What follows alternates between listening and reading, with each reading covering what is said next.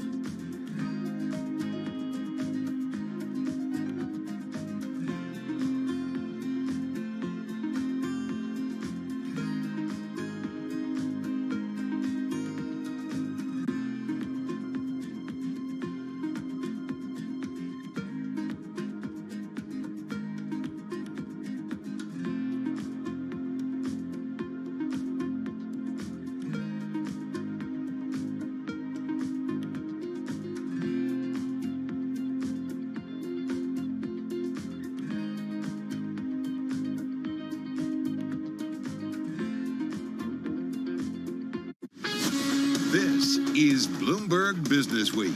Insight from the reporters and editors who bring you America's most trusted business magazine. Plus, global business, finance, and tech news as it happens. Bloomberg Business Week with Carol Masser and Tim Stenevec on Bloomberg Radio. And a very good afternoon, everybody. Live from the Bloomberg Interactive Brokers studio, streaming on YouTube and on Bloomberg Quick Take. I was going to say it's Monday. It's my Monday. It's your Tuesday. You know what? I just realized something, Carol. You were gone yesterday. Kriti Gupta was filling in. Thank you, Kriti. Lucky you. You get four-day weeks in a row. Some people just know how to do it, Stenevec. Yeah, you do. Carol Masser does. It's good to have you back, though. It's great to be back with you, as always. It is Tuesday, January 10th, 2023. Rough EKG kind of stock market day. Choppy. We'll have more on the trade in just a moment. Fed speak bonanza. Is there a theme? I don't know. Is there? I mean, yesterday there was. Theme of nothing today. Theme of it's like a Seinfeld episode over and over and over again. Maybe we should ask ChatGPT about that, or ask it why Microsoft might be thinking about making a big investment. I am obsessed with this story. It's a fun story. It's also a little scary about what it means for the future. Are you a chat? No, I'm not a chat, but you've heard about what school districts are very concerned. Yeah, I love it. Is this the future? I don't know. Plus, we're going to talk about litquidity spreading out in the financial community. Man, do you find yourself constantly distracted? Wait, what were we talking about? What, who are you? Exactly. Well, We've got something for you if you're one of me. We're all distracted. How can we not be? All right, first of all, let's get a check on the trading day, that bouncing around. Here is Doug Krisner. Yeah, we were bouncing around a little bit. Rough EKG, I think that's the way you put it. We are mildly positive at the moment, although this debate as to whether or not we've seen peak inflation continues. There's also some discussion as to whether or not we're nearing peak interest rates, although today, Fed Governor Michelle Bowman said the Fed has more work to do to curb inflation, noting that further rate hikes are necessary. And she went on to say that the Fed should hold them at restrictive levels for some time to stabilize prices. Now, the next critical data point is on Thursday. That's when we get the CPI data. Right now, we're seeing yields higher across the curve at the long end, a 10-year that's up 8 basis points to 361. 2-year Treasury higher by 4 basis points to 424. Dow Industrial Average right now ahead by 0.4%. We've got the S&P rising about 0.5%. Communication services out in front along with consumer discretionary. In the NASDAQ market, the composite index higher by 0.8%. And look at the Russell today, up about 1.2%. The major U.S. banks will kick off earnings season on Friday. Late yesterday, we got results from Jefferies Financial. Profit down 57% in Q4, largely the function of a slump in deal making. That said, Jefferies did report robust fixed income trading, and that could provide a positive beginning to fiscal 2023. Jefferies shares up about 4.4%, and Bed Bath & Beyond with a wider net loss than expected. CNBC saying job cuts have begun, at least the latest round of layoffs. BBBY is the ticker. Bed Bath & Beyond shares right now, looking on my Bloomberg terminal, higher by 21%. I'm Doug Krisner, and that is your Bloomberg Business Flash. All right, lovely. Doug Krisner, thank you so much. All right, let's get to the market drivers report. Let's set the Business Week agenda on this Tuesday. A lot going on, and covering it for us, Kriti Gupta, Anchor and Markets Correspondent at Bloomberg. She's in our Interactive Broker studio. So too is Jess Menton. She's back, Deputy Team Leader for U.S. Equities here at Bloomberg News. So Kriti, let's kick it off with you. I called it an EKG kind of stock day because it does feel like it's not the kind of EKG maybe you want, right? We're bouncing around. We are bouncing around. You know, Vince Signorella over on the Markets Live team would say, if it looks like an EKG, Vince. it means the algos are probably Did he at Hold on, is everybody a doctor now? Oh my God.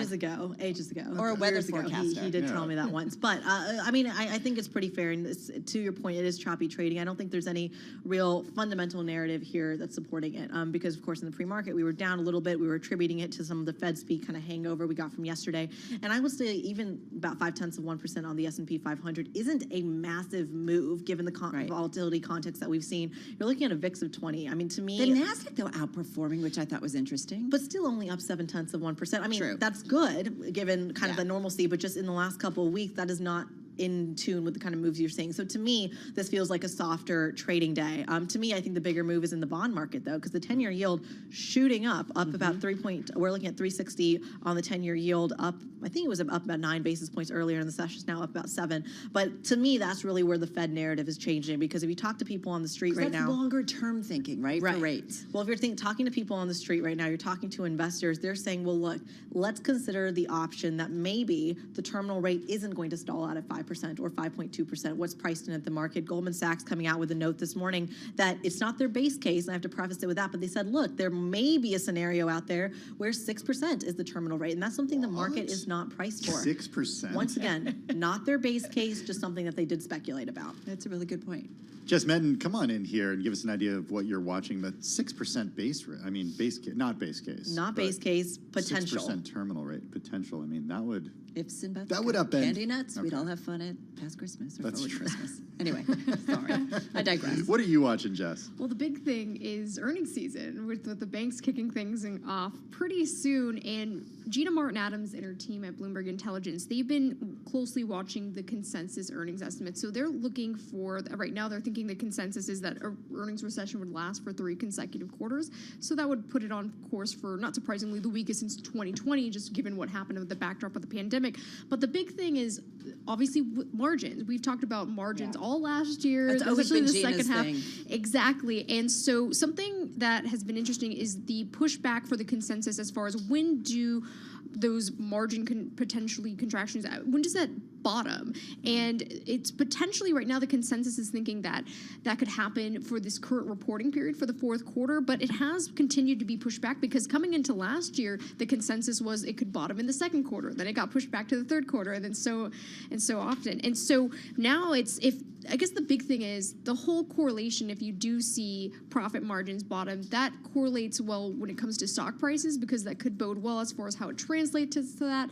And so that would be So a when key does she see a focus bottoming? there. So right now the consensus would be for the fourth quarter, so for the current reporting period, but it has continued to get pushed back, so that doesn't necessarily mean it's going to happen. So it puts a lot of pressure on companies as far as what they're seeing, what's happening obviously on the revenue sides, because revenues obviously have held up a lot better than when we're talking about EPS, and so that's going to be a key focus there as far as especially when you're talking about discretionary type companies, not just retailers but automakers and home builders. I mean, how exactly are they continuing to pass those costs on to consumers? Revenues are certainly a part of it, but the Right. other part of it is the expenses that the company has to pay Exactly. for these goods, and then also for labor. So if those costs go up, then that hits margins too. And not even just for the discretionary sector, but when you think of those more even defensive like healthcare, staples, typically those are thought of as obviously more shielded, but they still have gone through a lot of different cost-cutting efforts. They are a bit more sensitive when it comes to the inflation picture as well. So not just when you're thinking about the technology and the growth in the discretionary names or even just communication services, but also some of these more defensive names as well. So that's going to be the big key thing once again for this earnings season. So, Kriti, come on back in here. You know, I was looking at our write-through by our Rita Nazareth and just talking about how the S&P kind of bouncing around and staying around that 3,900 mark, which is seen as, you know, key by a lot of technical or several technical analysts, kind of a resistance level. How are you thinking about, you know, the fundamental versus the technical play here for equities? Well, I think the technical play is 100% what's going to be driving this market tick by tick. And just mentioned, actually, I wish this was television because then she could bring up this really cool chart that she had just last hour. But tell us about it. Yeah, but basically what you're going to see is the technicals have supported this kind of downward trend, and you have a really hard time breaking out of that trend. So the standard is quite high when it has to come up. And then once again, the market has tested its 100-day, its 200-day, and failed at every, I think, 3 attempts, I think. Right. And because of that, it makes the standard even higher to break out of it. Once it does break out of it, you have a more sustainable rally, but we haven't gotten there yet. You know what's interesting too, and you know, this is something I'm going to highlight at 3 o'clock. You know, I'm looking at Meta. Like, people are picking some of our Wall Street, some of the Wall Street community are picking some of these names that have just been beaten down in a big way, like a Meta, which we all fundamentally question the story, but are saying maybe this is our favorite investment play and stuff. And I find that's an Been beat up a interesting, lot. right? But it's interesting to see the pivot in that conversation around some of these names because listen, names can go lower. Yeah, and not just even Meta, but Salesforce is another. As far as when I was talking to Matt Miller and Paul Sweeney on this Bloomberg Radio earlier this morning, and when it comes to those companies that are obviously going through those cost-cutting efforts, they're cutting jobs, but seeing some of those names like Salesforce and Meta bounce back. Netflix has bounced in a big way. Dow component, by the way. Right. Salesforce. It's a really good point, right? Yeah. Because it certainly impacts the trade. All right, guys, thank you so much. I know it's going to be a busy week, and it's going to be another busy earnings season as we watch how markets react. Our thanks to Jess Menton, Deputy Team Leader for U.S. Equities at Bloomberg News here in our Interactive Broker studio, along with Kriti Gupta. She's an anchor over on Bloomberg TV and markets correspondent at Bloomberg. She's too here in studio. So we got to talk a little bit more about kind of the Fed thing, don't you think? Yeah, I think so, because we had some Fed speakers yesterday. We had a pretty important What was the one theme earlier yesterday? today. Because I was busy doing Yesterday stuff. was Daly and Bostic coming out and essentially saying, hey, we could see a 5% that was rate, that. a rate above 5%. And A new we could see normal? that for longer. And we saw stocks move lower after that, All right. even though neither of them vote this Either- year. But it's right, it's part of the narrative. Exactly. All right, so let's get to it because we are counting down to that first FOMC meeting of the new year. That's February 1st. As we've been talking about, we're hearing from lots of Fed speakers, including the Fed Chief Jay Powell, who, however, did not today directly comment on the economic or monetary policy outlook in his remarks at a forum in Stockholm today. He really talked a lot about climate change. Yeah, following and writing about it all is Bloomberg News economics reporter Steve Matthews. He joins us via Zoom from our Atlanta bureau. Steve, good to have you with us. I got to tell you, going into this speech today, I actually thought Powell was going to come out and do sort of a, Jackson Hole, rain on the parade, remove the football, use whatever imagery you want, to kind of pound it into traders once again that, hey, we are trying to get inflation under control, and we're going to do that come hell or high water. Yeah, sadly, there was like a great deal of expectation around this speech, which he was speaking at a panel session on central bank independence, and then he chose to speak only about central bank independence. And in the Q&A, there was like one question having to do with inflation to the panel, and a couple of the panelists, other central bankers and central bank experts, made some fairly tame remarks about inflation. And then the moderator said, does anybody else want to comment? And Powell kind of looked down and didn't say anything and said, no, I'm not commenting. I mean, I'm good, right? Okay, Steve? so maybe that's an opportunity for the moderator to say, Fed Chair Jerome Powell, why don't you weigh in on this rather than if anyone wants to, right? We really needed one of you. Carol would have been a good moderator. I agree. Thank you so much. I think the three of us would have been. We would have been like, wait a minute, Mr. Powell. We would have pinned him down. Just give us a little something. Having said that, a lot of other Fed speakers are out there in full force, Steve. So who are the voices that you really pay a lot of attention, that you think our investment audience and smart audience here at Bloomberg should also pay attention to? Well, I mean, the first person, I mean, obviously Powell and Lyle Brainerd, the vice chair, come to mind right away, and the head of the New York Fed as well. But beyond that, Jim Bullard, who's speaking a lot, is influential and has been right and ahead of most of the rest of the FOMC on a number of occasions. So he would definitely be there. Of the speakers in the last few days, the one that jumps out is Raphael Bostic, who's kind of viewed as a centrist and the head of the Atlanta Fed. He's never dissented. His views seem to reflect pretty carefully, closely Powell's view in the center of the committee. And he was saying yesterday, how he was asked by Dennis Lockhart, the former head of the Atlanta Fed, at a Rotary Club of Atlanta meeting, how long is the Fed going to stay over 5%? And his answer was 3 words, a long time. And then in a press briefing afterwards, he said that in his submission to the summary of economic projections in December, he had over 5% at the end, not only of the end of this year, but the end of 2024. So it's like, that's like drastically different than what the market is looking for. The market's looking for cuts this year, and he's saying no cuts this year and no cuts next year. And that is pretty much a view that is probably echoed by at least some of the people on the FOMC. Okay, well, look at the minutes that we got last week said that about this year. And then we got this inflation data, jobs data on Friday that showed that wage growth was moderating, and investors really latched onto that, Steve. And I got to tell you, I think that brings us back to what Powell said today, or what he didn't say today. That is so surprising to me, is the fact that he didn't come out and kind of repeat what we heard from Daly and Bostic yesterday, a sign to you that he kind of thinks things are in an okay place, at least that markets are in an okay place? Yeah, he did not use that as an opportunity to push back against, markets. And that is interesting, and it is worth noting, though the context also is he and perhaps other Fed officials are waiting for the Thursday CPI report. It's like there's a lot of uncertainty over the February meeting, which is very early February, on whether they're going to raise by another 25 basis points or 50 basis points, which is what they did in December. And, a lot is hanging on how the CPI comes out. And, some of the Fed officials may not want to give too much guidance ahead of that. Steve, one story that caught my attention, I'm wondering how you kind of roll this into your thinking about Fed policy and what they're keeping an eye on. There's a story on the Bloomberg about more U.S. consumers are relying on their credit cards each month. Many are doing so without knowing the interest rates they're paying. That latter part is a whole other story, but they're talking about 46% of cardholders not paying off credit cards in full each month, and that's up from 39% a year earlier. Is the consumer strong enough to get through even a soft, easy recession right now? The central view at the Fed right now is that, yes, you're starting to see a little bit of pain at the lower end for consumers, but there's still excess savings.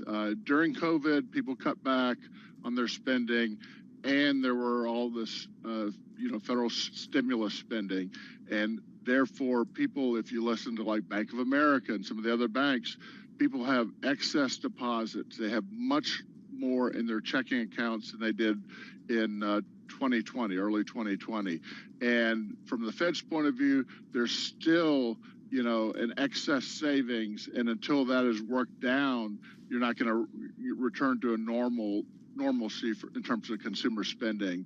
So while there may be a little bit more, people taking credit card accounts, they are not worried about it now. If anything, they want to see, more debt and less savings, just to kind of a return to normalcy. Steve, real quickly, like 20, 30 seconds. I mean, this whole idea that, no rate cuts this year, no rate cuts next year. I mean, come on. Why?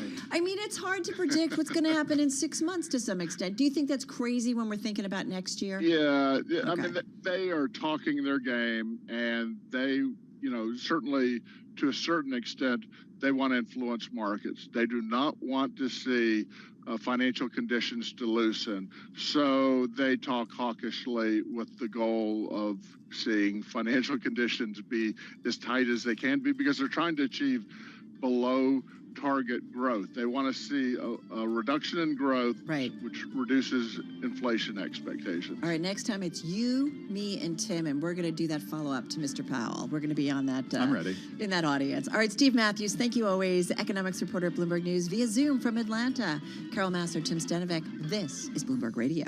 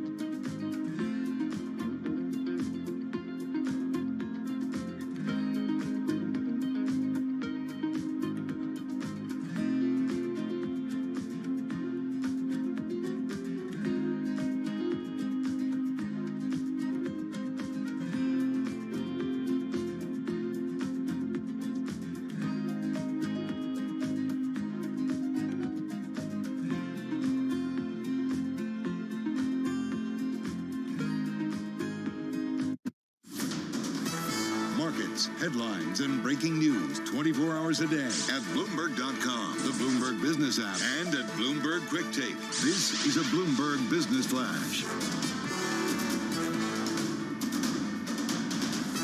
The equity market is very near the best level of the day, with the S&P ahead 0.5%.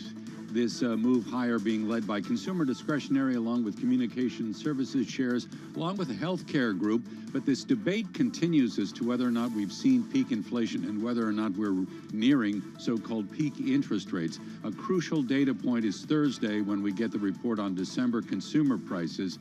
The sales and trading desk over at JP Morgan Chase say, well, the data likely to come in cooler than expected. CPI, by the way, in the Bloomberg survey is forecast to show a rate of 6.5% through December. That would imply a little bit of deceleration. In spite of that fact, though, yields today moving higher across the curve, with the 10-year Treasury up more than 8 basis points to 361, a 2-year higher by more than 4 basis points to 424.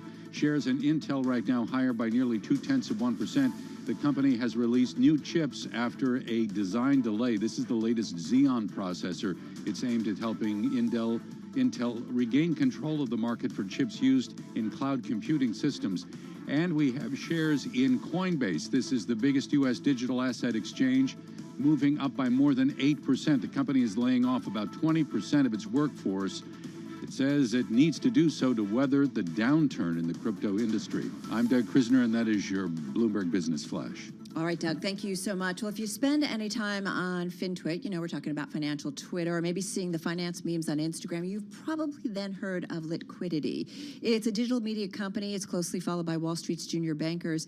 It's known for its memes and for shedding light on everything, Tim, from finance industry, salaries to meal stipends. It covers a lot of fun things. It's also an anonymous guy, I think. I mean, I don't really know who it is. Could be a bot. Yeah, maybe it could be ChatGPT. We'll get to that a little be. later.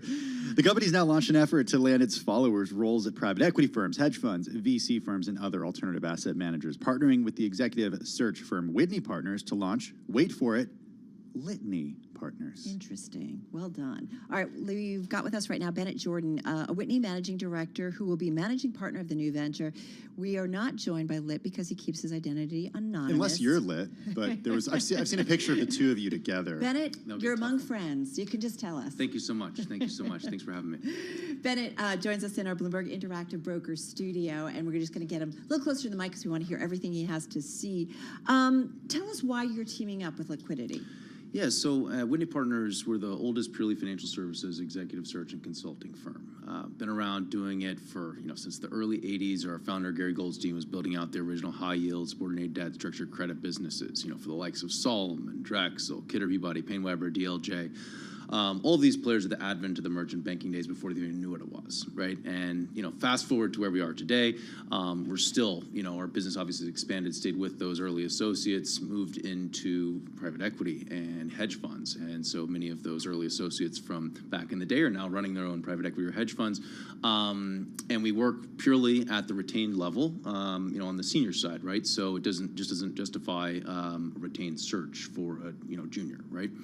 Needless to say, every client and prospect that we have is interested in junior talent, and we will only do it if it's part of a team lift out or full-on acquisition of another firm.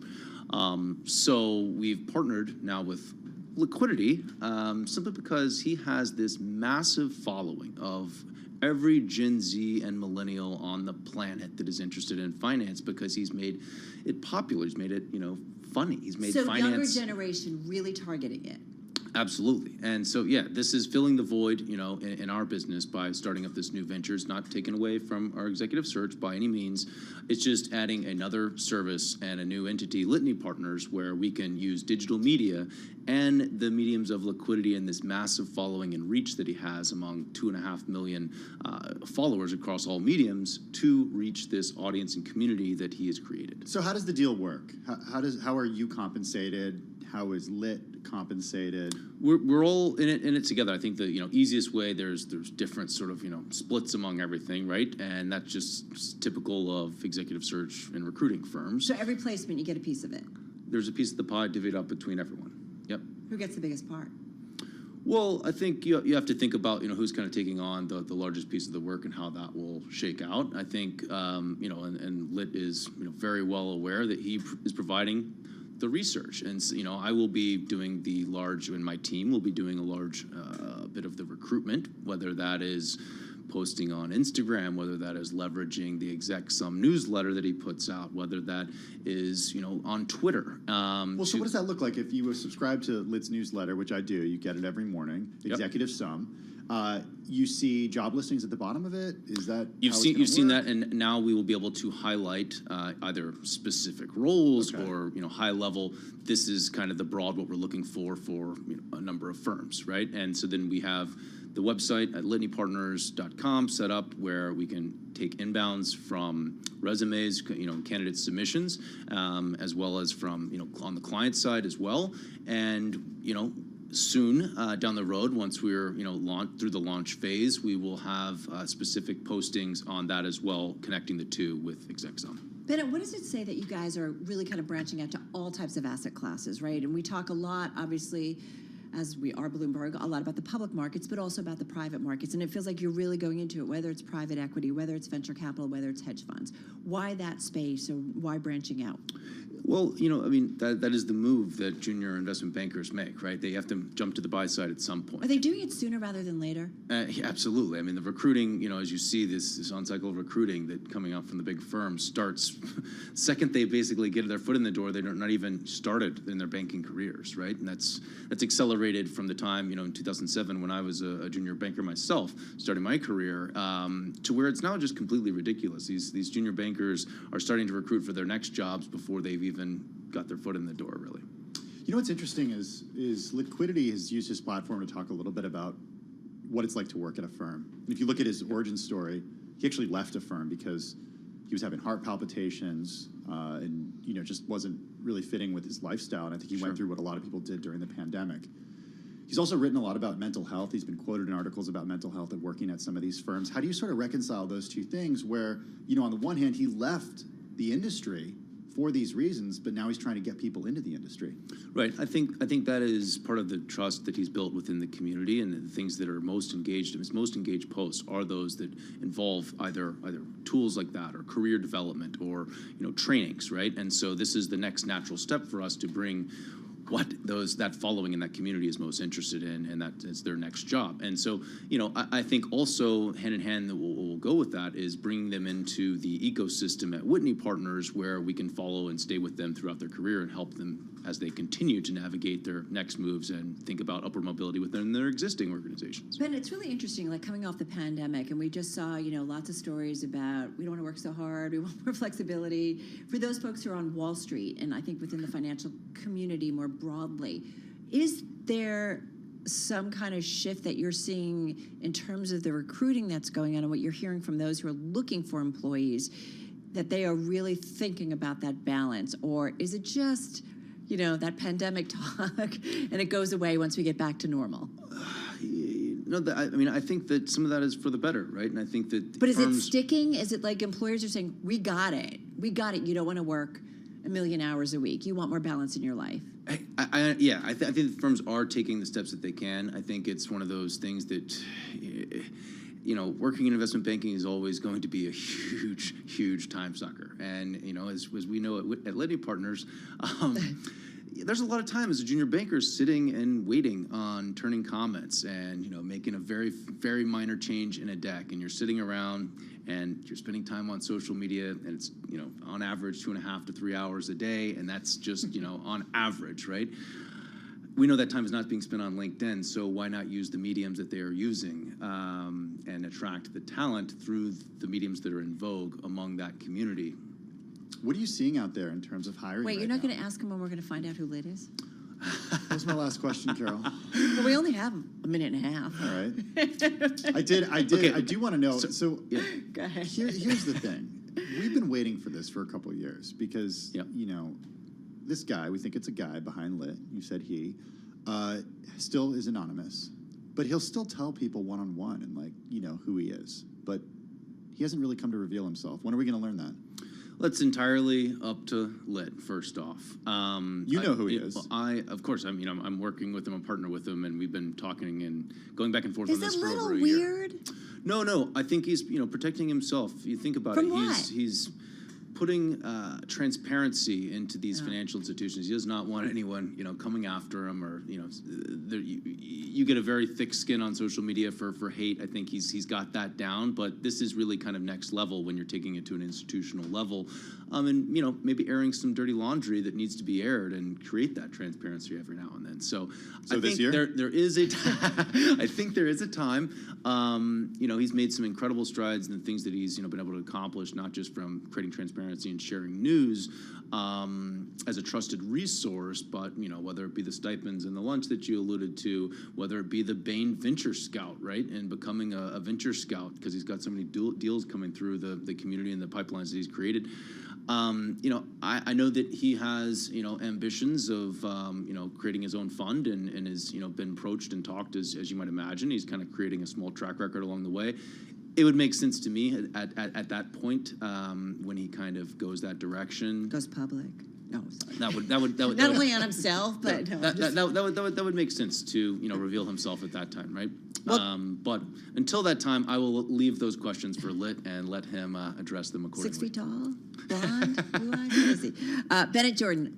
Stay in touch. Let us know how things are going and evolving as you guys move ahead on this venture. Thank you, Bennett guys. Jordan is managing director at Whitney Partners here in our Interactive Brokers studio. Let's get to world and national news. Nancy Lyons is in our 99.1 newsroom in D.C. Hey, Nance. Thanks, Tim. President Biden, Mexican President Andres Manuel Lopez Obrador, and Canadian Prime Minister Justin Trudeau are holding a summit in Mexico. Following a bilateral meeting earlier today with Trudeau, President Biden said the friendship between the three nations is paramount. What we should be doing, and we are doing, is demonstrating the unlimited economic potential that we have when we work together. All three world leaders are discussing trade and climate change as they look to mend tensions that have at times divided them. The new chairman of the House Budget Committee has a plan to cut spending and negotiate a debt limit deal. We get more on that from Bloomberg's Amy Morris. Representative Jody Arrington of Texas says the GOP should use the debt limit deadline to prompt negotiations on the solvency of Social Security and Medicare, along the lines of the 1983 talks between then-President Ronald Reagan and House Speaker Tip O'Neill. Arrington says he plans to contact every authorizer and appropriator to get input on a budget resolution, which Republicans have said must project a balance within the next 10 years. He also proposed statutory spending limits on discretionary funds for 10 years. In Washington, I'm Amy Morris, Bloomberg Radio. The House Majority Leader says the controversy surrounding newly elected Congressman George Santos is being handled internally. Louisiana's Steve Scalise was asked whether Santos should be a member of Congress after admitting to lying about his background on the campaign trail. He said Republican leaders will have to sit down and discuss the issues with Santos. As for Santos, he says he's done nothing unethical. The Golden Globes returned to television tonight. Last year, the award show was dropped from NBC over the lack of diversity within the Hollywood Foreign Press Association, which hands out the honors. Global news 24 hours a day, on air, and on Bloomberg Quick Take, powered by more than 2,700 journalists and analysts in more than 120 countries. I'm Nancy Lyons. This is Bloomberg.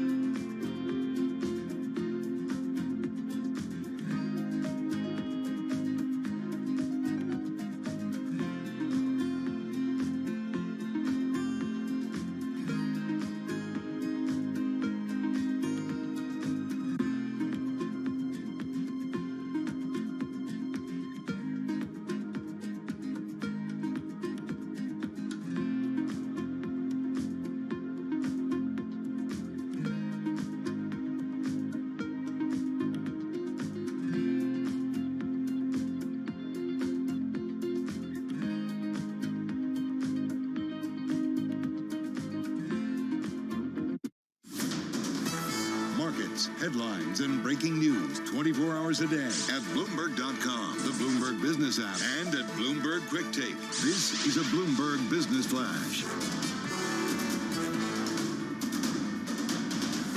So the equity market is at higher levels, although the mood is a little cautious in front of that report on December consumer prices. The CPI data is due Thursday. The forecast is for deceleration to a rate of around 6.5% in the year through December. Now, it's curious because the sales and trading desk today over at JP Morgan Chase was saying these data are likely to come in cooler than expected.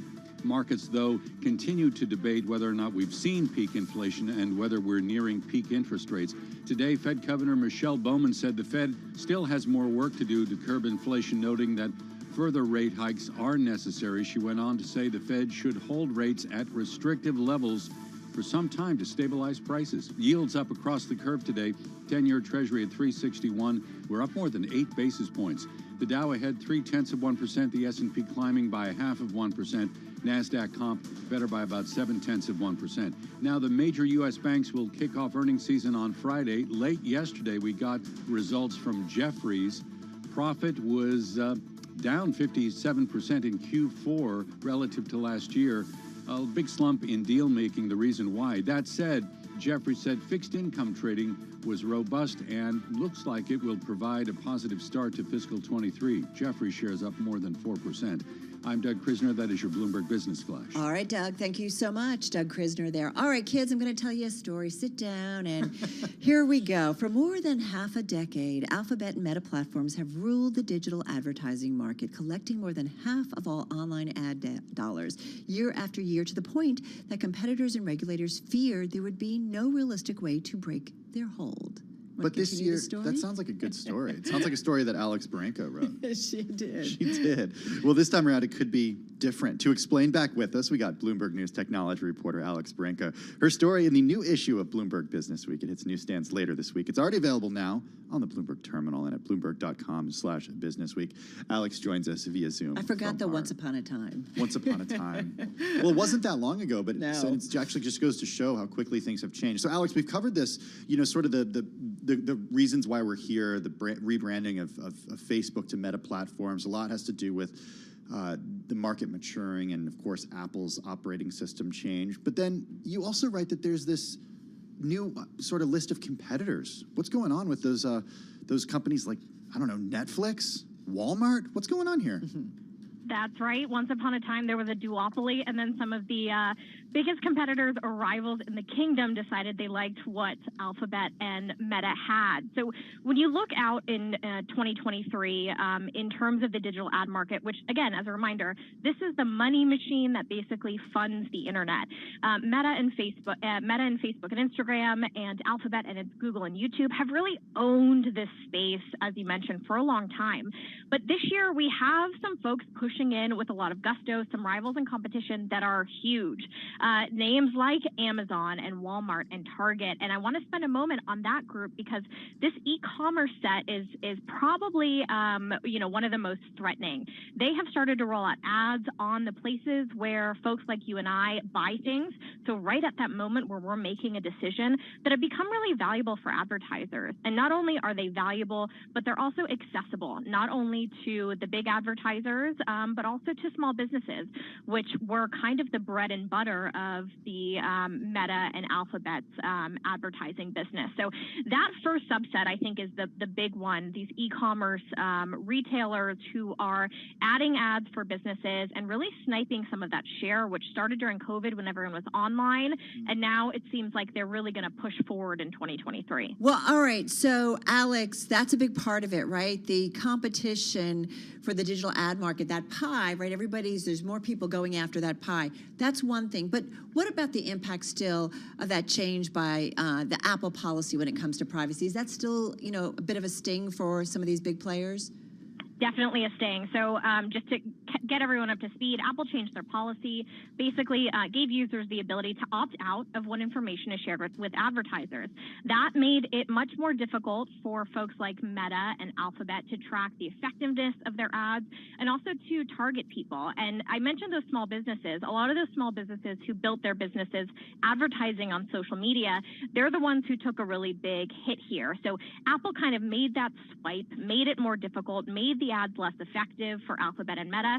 And now, Bloomberg's reported that they're starting to add ad offerings of their own. So on the back of, this hangover from the changes Apple made, on the back of a really kind of choppy economic year where it seems like the digital ad market might not be growing forever, you then have all of these rivals pushing in to kind of take advantage of the stumble that Meta and Alphabet had in 2022. What is the one company that could be the biggest competitor to, Alphabet and Meta? I mean, I guess apart from TikTok. I think that Amazon is kind of this one that looms large, right? You mentioned Netflix, you mentioned some of the, the video streaming services. That's a smaller, kind of newer way of advertising that's starting to open up for small businesses. But the vast majority of folks who spend money to get their stuff seen by customers online are going to be small businesses. And Amazon's really done the most, and they have the biggest audience. That's really an attractive lure for businesses to advertise. That you're right there where somebody is making a purchasing decision and you're basically guaranteeing your stuff's going to get in front of the folks who are most likely to check out. Well, that's what I find so interesting about this, Alex, because in the last decade, if we were to talk about Google, the proposition there would be, okay, well, people go to Google to look for those things, and then if you advertise there, then they're going to see what they're looking for. Now people are bypassing that step. They're going directly to Amazon because they actually know they want to buy something. So it's that much more valuable for that marketer to have that product show up because that person is ready to spend the money and use Amazon to get the product there. That's right. In the marketing world, they call it capturing someone with intent. They also pay a lot of attention to clicks, right? The fewer clicks between you seeing something and checking out, the better. Not only for making sure that that person is actually going to buy something, but also to track the effectiveness of ads. That's been something that's been really difficult since these Apple changes, where marketers feel like they're spending more money on ads that are less reliable. Consumers are getting more data privacy and protection, but the marketers are not getting as much visibility in terms of what's working and what's not. So kind of compressing that down in the way that Amazon and now Walmart and Target and some of these other retailers are doing is a really valuable proposition for folks who, want to be sure to get their stuff out there in front of the right customers. Hey, Alex, I wonder too how much of it is a maturing industry when it comes to the digital ad market, and also that there are other options, right? We know about the explosion that we've seen in streaming, and that just continues here in 2023. Is that also an element? Absolutely. Streaming has kind of exploded, and places like Netflix and the streaming video platforms, that's where, culture is happening. Those are the shows that people are talking about, and advertisers want to be relevant. TikTok is the other place of relevance, right? Those short form videos on that app are really driving a lot of the cultural conversation, especially with younger consumers, with millennials who are opening their pocketbooks to buy things more than ever. So that is a smaller kind of part of the ad market, but Group M, an ad data firm, has that part actually growing the fastest of any other form. 23% those types of ads on streaming platforms are expected to be up this year. So starting from a smaller base, but absolutely it seems like there's a lot of interest and activity there. And, that is where a lot of the dollars are expected to move, particularly for that little cultural boost and being in with what the hip conversation is happening right now. All right, Alex. So Google and Meta both report on February 1st aftermarket. We will be all over it. You will be all over it. Is this kind of a preview of maybe, hey, folks, reset your expectations when it comes to what we might get from these companies? Yeah, we'll get obviously the look back on the year, but I will be most closely watching any kind of nuggets for what to expect going forward in 2023. And, this is where those companies make the majority of their dollars. So when you think of who's going to see some pressure and who might see some kind of support from these shifts in where marketers are spending their money, I would think that maybe we'll see some of these themes pull through when we get to those earning dates. Well, great stuff. Ooh, what I just want to know if you've played with the new Oculus in the last 3 months. I have. I guess it's not called that anymore. Holidays. MetaQuest Pro. You're obsessed because you did play with it. I did play with it. Yeah. Yeah. What'd you think? $10 billion business. I am not, they want you to do business and do your work on it. I'm not doing that right now. Maybe one day I'll be joining you guys from my Oculus. One day, For maybe. now, I've got my my little regular headset here. Well, Oculus, Bureau, Zoom, whatever. We love when you join us. Alex Barinka, technology reporter at Bloomberg News. Check her out on Twitter at Alex Barinka. This is Bloomberg Radio.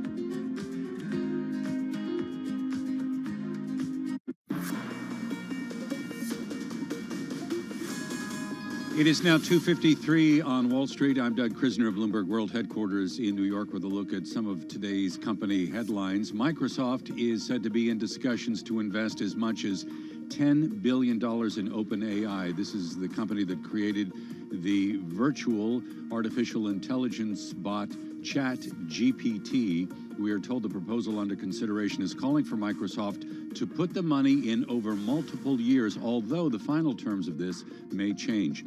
Intel has released some new chips after a design delay.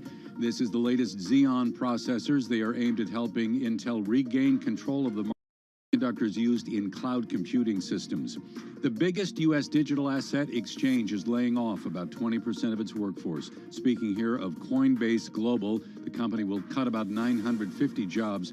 Coinbase saying the move was necessary to weather the downturn in the crypto industry. Shares in Broadcom trading lower again today, as was the case in late U.S. trading yesterday. That was after Bloomberg News reported Apple will drop a key Broadcom part in 2025. Apple is pushing to replace the chips inside its devices with components designed in-house. And the Federal Trade Commission is investigating the pricing practices of Coca-Cola and PepsiCo. We are told the probe is looking at how these companies price their products to major retailers like Walmart versus smaller companies. I'm Doug Krisner. Those are some of the stories we are following this hour. And this, of course, is Bloomberg.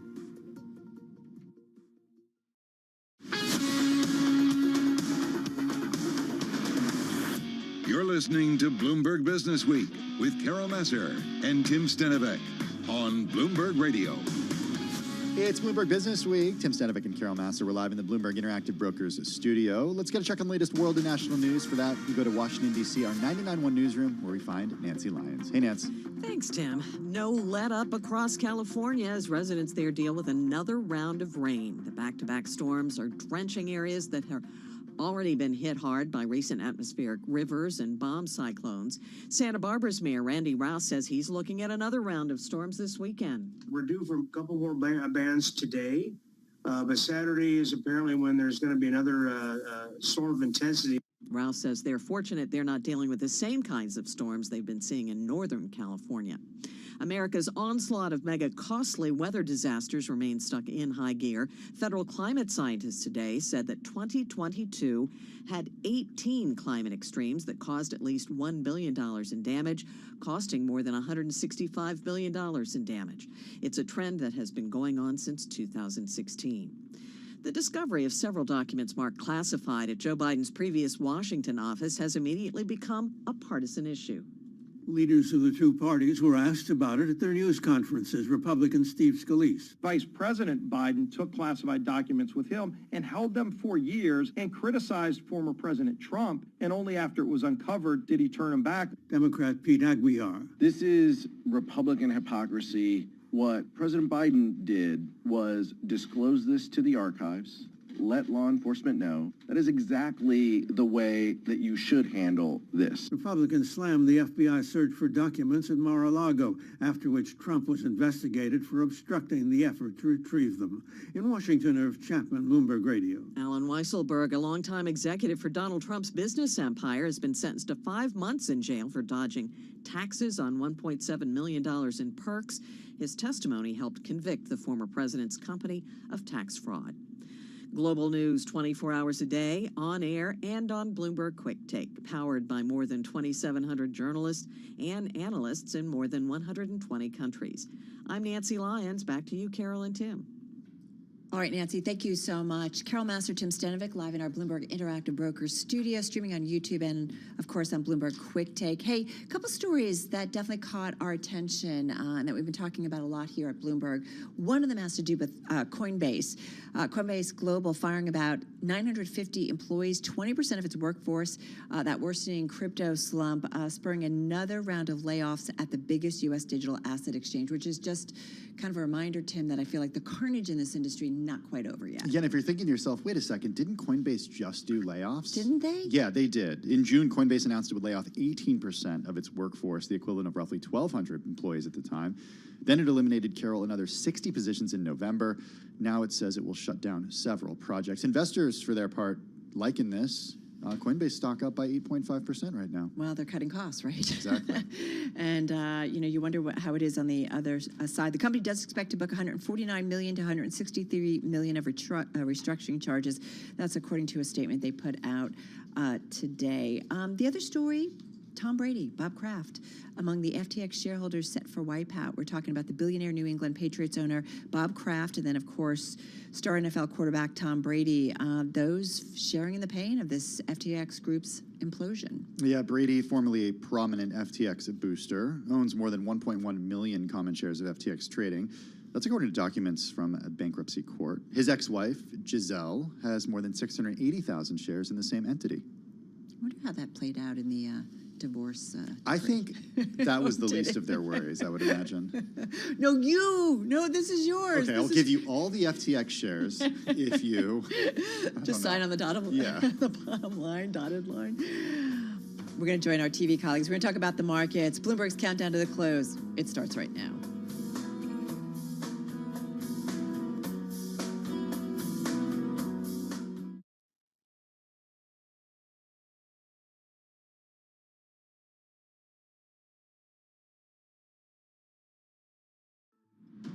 countdown to the close. Bloomberg's comprehensive cross-platform coverage ahead of the U.S. market close starts right now. This is the countdown to the close. About 60 minutes to go here in the trading session. Romaine Bostic alongside Scarlett Fu. Happy Tuesday afternoon. Carol Master, look who showed up for a 4-day work week alongside Tim Stenovic. We welcome our audiences across Bloomberg Television, Radio, Quick Take, as well as on YouTube. Carol, you missed a lot yesterday. I know. I think today it's kind of an interesting reaction here. I mean, I guess you can call it a rally. Yeah. Stocks up fractionally on the day, but certainly a little bit of a shift from, I think, a somewhat dour mood that we saw yesterday. I got to say, I really think the story is the bond market. Maybe we'll talk about that in just a moment, because I am kind of obsessed with Meta and what's going on with this stock. It's up about 2.7% in today's trade, but it's not just a one-day story. First of all, you had JP Morgan out. They did a survey of investors. They found that Meta is expected to be the top-performing mega-cap internet stock this year. This is after it saw its worst year in record, lost 64% last year. It's up nearly 50% since November 3rd, so quite a pop. But as you know, we all like to give perspective. It's still down 65% from an all-time high back in September of 2021. So okay. I just find it interesting. So you're watching Meta. I am. That means nobody's watching the NASDAQ Golden Dragon Index, except for me. Except for me. It is higher by 1.6% right now. And here's why. There's an interesting story here. Morgan Stanley has turned even more bullish when it comes to China stocks. You might remember just a few months ago, they raised their target on MSCI China to 70. Now they're raising it once again. Romaine, the prospect of rapidly accelerating GDP and earnings growth from a very low base, as well as reductions in domestic policy risk internally and geopolitical risk externally, analysts say it's likely to drive a further valuation re-rating in the near term. It's like a theme of the beaten down, right? All of a sudden coming back. But this has really been the story, guys, I think, for a while. The idea here that, I mean, when you look at sort of what got beaten up over the last year and really the last few months here, and that's where a lot of people are gravitating. It is in China, and of course it is to a certain extent in Europe. Meanwhile, back here in the U.S., everyone's still fighting over this 3,900 level here, trying to make sense here of whether you do get a Fed pivot or at least a pause. We're up fractionally on the day, 0.4% on the S&P, 0.3% on the Dow Jones Industrial Average. Meanwhile, cyclical names still remain out front with the Russell up about 1% on the day. 3,900, that battle could extend for days, weeks, months, maybe quarters at this point. I mean, we could be looking at a year in which things are just very choppy. In the meantime, Romaine, you mentioned Europe and China. A lot of investors seeing more value in those overseas markets.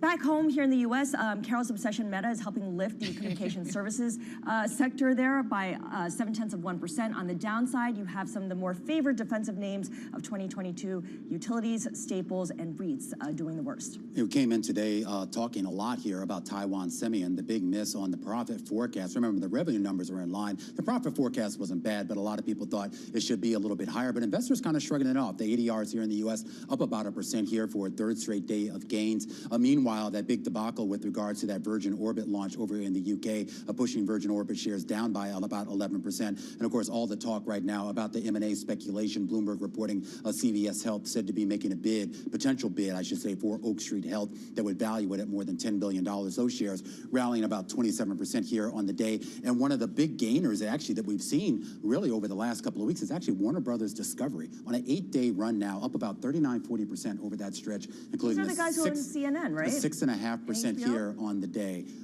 Maybe, I don't know. Who knows what they're doing over there. But we talk here about the broader market sentiment. And I know a lot of people, guys, kind of poo-poo sentiment numbers, but we did get the NFIB numbers earlier this morning when it comes to small business optimism. And that optimism has really been on a downtrend right now. The second weakest reading that we've had on that data going back to 2013. And you just sort of wonder whether that has any feed through into the broader economy. If you see that sort of downturn, guys, on the consumer side, which we've seen, you're seeing on small business, and to a certain extent, we've seen it when it comes to bigger businesses as well, the CEO surveys. Yeah, I think that's an interesting, actually, statistic, and I think this is important when we try to figure out the way forward. Small business so important to our economy. They also got a bit of an assistance, if you will, during the pandemic. So there's a lot of things that we're looking at. We know there's a lot of things central bankers are looking at, and one of the things that we need to be looking at is fiscal policy. And this is something that the former IMF chief economist and Peterson Institute senior fellow, he's also an author, Olivier Blanchard, talked about on Bloomberg TV. He reminded us that there's a lot of things to focus on, specifically fiscal policy. Check it out. Fiscal policy can do too much, and I think that we're paying, in large part, a major fiscal policy mistake there was no need for very large programs that we saw in 2020, but more especially at the beginning of 2021. And of course, that's former chief economist at the IMF, Olivia Blanchard, also right now at Peterson Institute. But it's something to think about that as we get on the other side of this, it's not just what the central banks are doing or the Fed is doing. And you talk about this a lot, Romain, you know, that fiscal policy impact. Yeah, and I'm curious, I mean, as a guy who's a former IMF economist, I thought it was interesting, the World Bank, when they came out with that report earlier this morning on global economic conditions, they actually made a point saying that they want to see, I guess, a little bit more fiscal stimulus in some of the developing market nations, the idea that they need some help and that maybe there should be more investor money diverted to those areas. So it'd be interesting to see how it balances out. Yeah, man, and I think also it's easy now to say, what, you know, close to 3 years after the world essentially stopped and people were encouraged to stay home and stay in place orders were ordered. It's easy to say that in hindsight because we see the effect of it. But at the time, there were millions of people who really overnight lost their paychecks, at least here in the United States. What would the economic performance have been if we didn't have those two big stimulus? That's exactly what I was going to say. And I think it's easier to criticize, you know, what happened post-election of 2020 and what happened in the early part of 2021. Of the market, right? Yeah. And the spigots remained open for far too long, I think, is the bigger criticism of what the Federal Reserve didn't do in 2021 and therefore was forced to do in a big rush in 2022. I feel like we can't talk about bonds, Carol, what you had referenced earlier, without mentioning that fears of a technical default are starting to show up, at least in bond auctions, because this week we saw plenty of demand for 3-month bills, but not necessarily for 6-month bills. And if you figure it out, like, that's about when people are starting to think that the debacle over the debt ceiling, the showdown, is going to start picking up. Well, and I think the 10-year move, we talked about this at the top of our broadcast, you know, you've got the 10-year, at 3.61 right now, but just moving up here and that expectation, we've seen the moves on the shorter end of the yield curve in terms of ticking higher, but to see the longer end of the yield curve maybe moving up, thanks to that Fed commentary yesterday and so on and so forth. Like, you do wonder, is there a reset there? And then what are the implications for valuation, certainly, of asset classes? Yeah, I think you have to get a couple more data points there. We talk about those auctions. I mean, a lot of that is still tied to the Fed and the economy here. So if those recession bets come down and if people do start to believe that the Fed is ready to pause and maybe even pivot, then maybe that could sort of underpin the bond market until we get through whatever potential debacle there could be in Congress. And Lord knows, you know, we've been there before. Yeah, the potential for nonsense could go way up. In Congress? No. Nonsense? After I've seen that movie over and over and over again. Yeah. Let's not forget, of course, you talk about data points, Romain. We've got inflation come Thursday, so that'll be a big one. All right, guys, that's a wrap. We'll be back in less than an hour's time. Our cross-platform coverage, radio, TV, YouTube, and on Bloomberg Quick Take. We will count you down to the close on this Tuesday at 4 p.m. Wall Street time.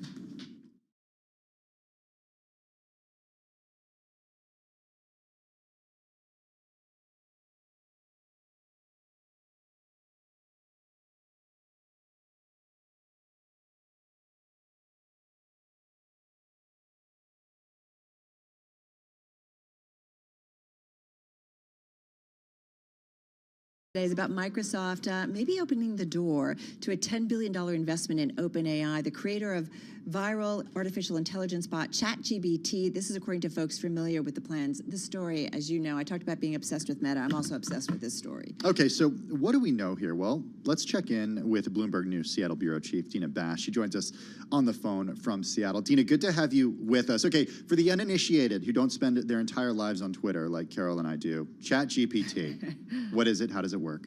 It's a chatbot. You can ask it to do anything, like write a Shakespearean sonnet about the old TV show Laverne and Shirley, which I was messing around with yesterday, or ask it to tell you about historical moments or chemistry, or have it correct your computer code for you and make suggestions for how to make it better. It's a chatbot, but it's better than some of the ones we've seen in the past based on OpenAI's language models, which are called GPT. And what I think is so remarkable about it is you could send somebody one of those things that you asked it to do, and they would have no idea it came from a chatbot. I mean, we're talking like this stuff is really, really impressive. So yes and no. In some cases, they would have no idea. In some cases, you can tell. often makes significant mistakes. Sometimes it writes in, I find, a bit of a stilted tone where you can tell. But, I mean, somebody sent me the other week a biography of Microsoft's number 2 executive, Brad Smith, that talked about his extensive past history in business development. That's not a job he's ever held. So it makes mistakes. One of the challenges is it makes mistakes with a fair degree of authority and self-assurance. So sometimes you need to know the right answer to realize that it's made a mistake. I hope ChatGPT isn't listening right now, because this is pretty harsh. Sounds like a lot of people out in our world. Just going to put that out there. So, Dina, why would Microsoft want it? Why is this? I mean, $10 billion is a fair amount of money. Sure, and to be clear, they've been in discussion for months. Okay. The deal is not signed; it may change, and it's as much as $10 billion over multiple years. But Microsoft already has a $1 billion investment in OpenAI and is already making extensive use of OpenAI's technologies, which really, particularly its language models, GPT and ChatGPT, as well as its DALL-E text-to-image generator. Those have really set the standard over the last couple of years for what people think of as, the cutting edge in AI. Both of those things have gone highly viral. And so Microsoft's already using a bunch of that technology. Microsoft's GitHub business has a coding tool called Copilot, which is built on top of some Microsoft work, but also on top of OpenAI's GPT. And they're looking to do more. We reported, as did the information last week, that Microsoft is looking at adding ChatGPT answers into its Bing search in order to gain share, from Google, which Microsoft has lagged by a huge margin for a long time. When I spoke to Microsoft executives for a story last year, they were telling me that they want to add these kinds of AI-assistive technologies to Office applications, to Microsoft Teams chat app, to security software, potentially, video game software. So they've got a pretty wide list of possible targets for this technology, and putting in this kind of money into OpenAI gets them kind of an inside seat at all of what's being developed, and in some cases, some exclusive access. Now, OpenAI needs the money because all of these AI models take massive, massive amounts of cloud compute to run. Maybe Microsoft's Azure. Is there any sort of partnership there? Yes. That's what part of the deal, the $1 billion as well, the existing deal, and we'll see what ends up in the new deal. Some of that is cash that Microsoft put in, but some of it comes in the form of free Azure compute. Okay. So yes, all of these OpenAI models end up running on Azure, which is, again, as I said, mutually beneficial to both companies, because if OpenAI had to pay, that huge cloud computing bill without Microsoft's help, that'd be quite the price tag for some of these services. One of the interesting conversations that I've seen play out online has been this idea that, okay, if you think about Microsoft's history, it certainly dominated, when it comes to operating systems, these days when it comes to those productivity tools, but it missed out on social with, Facebook a generation ago. It missed out on mobile phones. We're not using, the Windows phone. And it missed out when it came to search with Google winning. Well, it's traded different businesses, but it's when it hasn't really succeeded in those businesses. How could ChatGPT really help take on search? So I think it remains to be seen. When we were doing our story on putting ChatGPT, in Bing search, there was the heavy caveat that Microsoft, remember we started off this conversation talking about accuracy, Microsoft needs to see how well the accuracy is going, because, even OpenAI CEO Sam Altman is saying, look, don't use this thing for anything serious right now.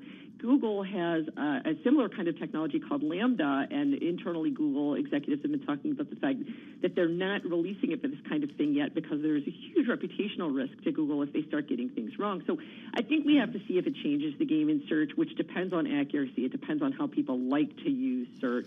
What I thought you were going to ask me was, look, has Microsoft missed the boat on AI? Microsoft has... And I don't know how many listeners realize this. Microsoft has been working on fundamental AI research for decades. Going back to when Elon Musk was in college, well before he was one of the OpenAI co-founders. Microsoft's been working on this for a while. And they've made, huge strides in some parts of artificial intelligence. But in these kinds of language models, and as well as the DALL-E, text-to-image models, OpenAI really has been leading the pack in the last couple of years. years, and so that's why Microsoft is so interested in this kind of partnership. I mean, is this the way forward? Like, I do wonder, do you liken it to, I don't know, pick your technology of the past 10, 15, 20 years? Is there something where we're on the cusp of that this is going to be a big part of the world? I mean, I remember when voice technology and voice recognition, early days, didn't work so well. And I think about how I think it's still early. I mean, no, I walk into my house, I talk to my devices, I can talk to my phone. You talk to your phone and take notes all the time. Yeah, you're right. It works pretty well. So I'm just wondering, is there something that you the notes aren't liken? accurate that I take on my phone. But Dina, is there something that you liken to what AI and what this potential investment from Microsoft, could be such a big part of our world in the future? Well, if you talk to Microsoft CTO Kevin Scott, and I did talk to him about this over the summer for a story that we were doing last year, I mean, he will liken the idea of some of these assistive technologies to the Industrial Revolution. I mean, we wound up talking about the Industrial Revolution and what that means. And part of the question becomes, look, are these assistive or do they replace people, which I think is lots of the consternation that people have right now. Microsoft's idea is that these are assistive, that what they will do is they will speed up, help, automate, et cetera, the more rote tasks that people do, the ones you don't enjoy, the ones that are time-consuming but don't require human creativity, that they free you up from doing those sorts of things. Other people worry that they can replace some people. Maybe it's entry-level jobs in some fields. Yeah. But how much of a game changer this is really depends on people getting it right. What do you think Doug of the... Krisner's typing to us, and I'm wondering, What's he saying? He wants to know, Dina, is he going to be replaced? I'm sorry, who wants to know if they're going to be replaced? Doug Krisner, one of our news guys and one of our anchors. No, I'm just kidding. Right, isn't that a lot of it? And it's partially because journalists sometimes like to talk about ourselves too much, but some of the discourse in these articles has been, am I going to be replaced? Yeah, there's a real existential threat underlying all of these, or tension underlying all these. I do want to say, though, school districts are very concerned about this technology, and you've already seen school districts coming out and trying to ban it, or at least, and now you have companies that are creating apps to try to recognize if it has been AI generated. Dina? Not just companies. Over the holiday weekend, a Princeton student created one. Yes, the New York City Public School District has expressed concern about this. I'm sure other school districts will. Teachers certainly have, because people could use it to cheat or to avoid some work. Maybe some of the issue for teachers is, how much of my assignment requires creative thought and synthesis of ideas, and how much of it is spitting back facts. It's like a new version of Cliff Notes. To be fair and full transparency, because we love Doug Krisner, he says you're only as good as the data you're using. And that's one thing, right, Dina? I mean, all of this is only going to be as good as the inputs. I just got about 30 seconds. Okay, we don't know what OpenAI's inputs are. So that's right. I mean, OpenAI is not all that open when it comes to the model. So we talked about DALL-E. There's a DALL-E competitor called Stable Diffusion. That model is open. We can see what went in it. We cannot see what went in the DALL-E model. It's a closed model. Drop the mic. Perfect. Dina Bass, thank you so much. Seattle Bureau Chief at Bloomberg News on the phone from Seattle. Check her out and her reporting and her team's reporting at Dina Bass on Twitter. Who knows, right? Well, I can tell you as a former high school student, I think that high school students might find this technology appealing. Doug Krisner, you're safe for now. We're just going to tell you. Tim Stenovic, you're safe for now. Okay, that's good. Carl Masso, I don't know if you're safe for now. All right, we're coming back in just a moment. You're listening and watching Bloomberg Business Week on radio, on TV, on YouTube, on Quick Take. This is Bloomberg.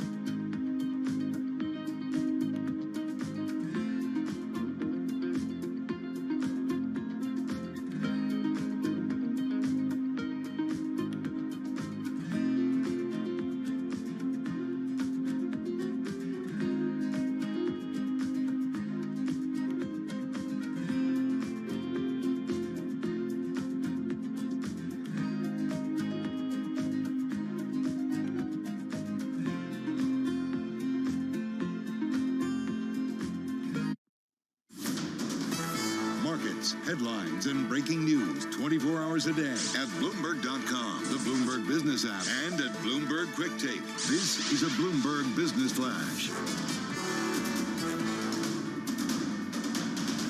And this Bloomberg Business Week Flash is brought to you by Innovation Refunds. See if your small or medium-sized business could be missing out on an important opportunity. Was your business impacted by COVID-19 in either 2020 or 2021?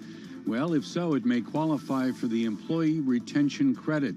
The professionals at Innovation Refunds can help your business recover from the pandemic. See how much could be waiting for your business at getrefunds.com. We're at 22 past the hour. As we make our way to the closing bell, let's check in on the latest price action as we cross to the Bloomberg Macro Squawk Desk and Bill Maloney. Hi, Bill.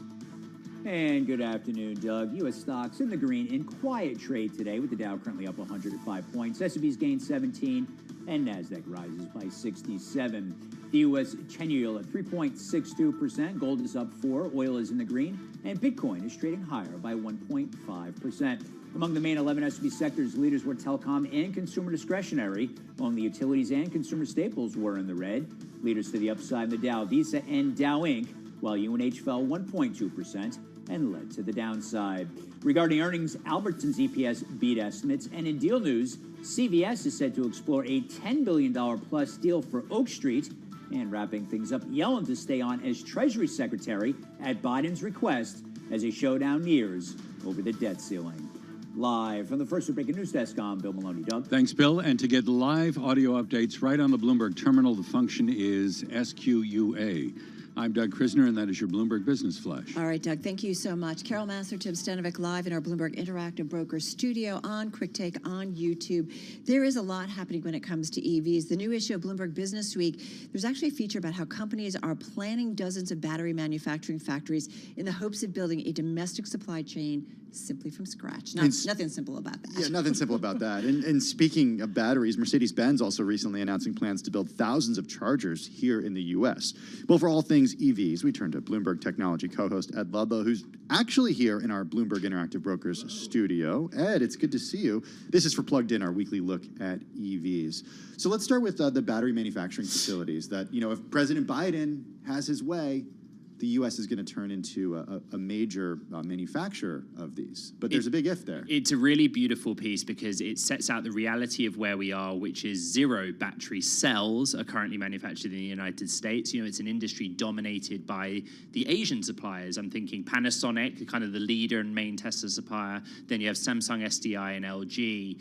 And it's a similar discussion to semiconductors. We want to onshore that battery cell manufacturing. But in order to do that, we have to think about the associated supply chain for the raw materials, both on the anode and cathode, principally lithium and other metals. And, what this piece includes is an analysis by our own Bloomberg New Energy Finance team, who are just a fantastic research arm, but they basically point out that since 2009, I wasn't doing this in 2009, but they crunched the numbers for us, there have been 882 battery manufacturing announcements. And what's exciting about this year is it kind of starts to become real. We'll see factories spring up. We see automakers co-fund them. But what we want to see is those little cells actually in our hands and then go into battery packs. So we'll be making them here in the United States. Yeah, in a country where, my husband and I talk about this all the time, like, what does the U.S. make anymore, right? Because everything is kind of made outside of the U.S. We do podcasts. We do podcasts, yeah, but it's not. Just kidding. But, like planes, there's just not enough. But it does sound like this could be a pretty big deal, or am I wrong? A lot of it is on paper. The big thing we have to talk about is actually political. I'm so sorry to get political on this show, but we're kind of... We're okay with politics. We want to dig into the Inflation Reduction Act, and the reason we do is that a lot of and it's theory right now about what the Biden administration is trying to do here is support an industry with conditions. And when it comes to those batteries, the conditions are that the incentives being offered only apply where a proportion of the raw materials, the metals, or the actual assembly happen in the United States. So if you get all your metal from a country like China, just as an example, or key components from China, and then manufacture here in the United States, you're not eligible for that incentive. And that's kind of a real fetter to progress. The problem that we have now is that they haven't actually finalized those conditions, and they're largely based on existing free trade agreements, and the Treasury have kicked those conditions to March. So we're still kind of in wait-and-see mode. Politics. It's like the idea of, like, you can't say made in the U.S., right, unless a majority or whatever percentage of components, like, right, it's You kind can of playing say into designed in California, right?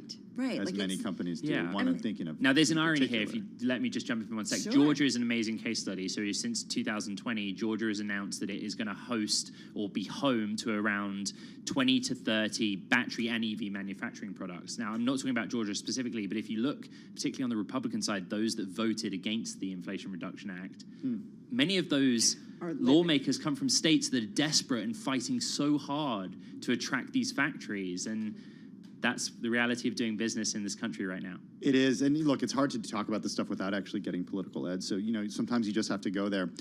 Here's another place that we have to go.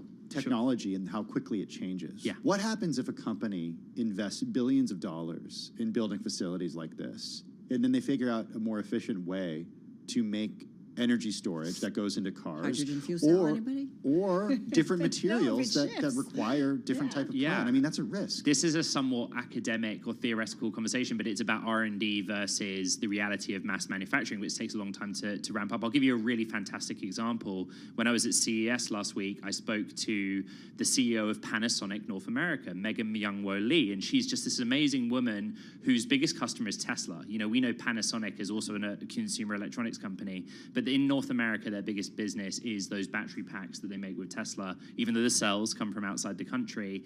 And the next generation of tech is 4680, right? Tesla is working on 4680, but they've hit some roadblocks.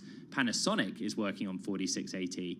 And my question to her was, hold on, if Tesla's having trouble, are you having trouble? And she made a really clear point. No. There's a difference between what we're working on from a development perspective and what we manufacture today. We have separate plans to manufacture 4680 at a later date.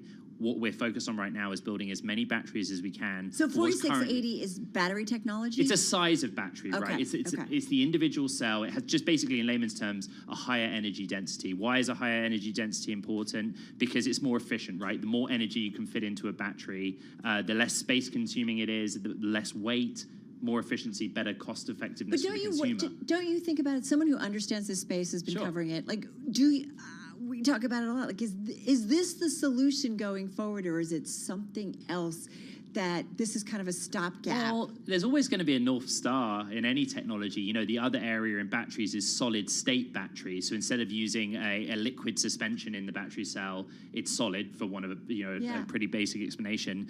You see like BMW plowing money into this area. BMW, is kind of flirting with the EV space. They're not all in like maybe a Ford or a GM is, but they're getting there. Yeah. That technology is so distant. They haven't even worked out solid state battery for cell phones yet.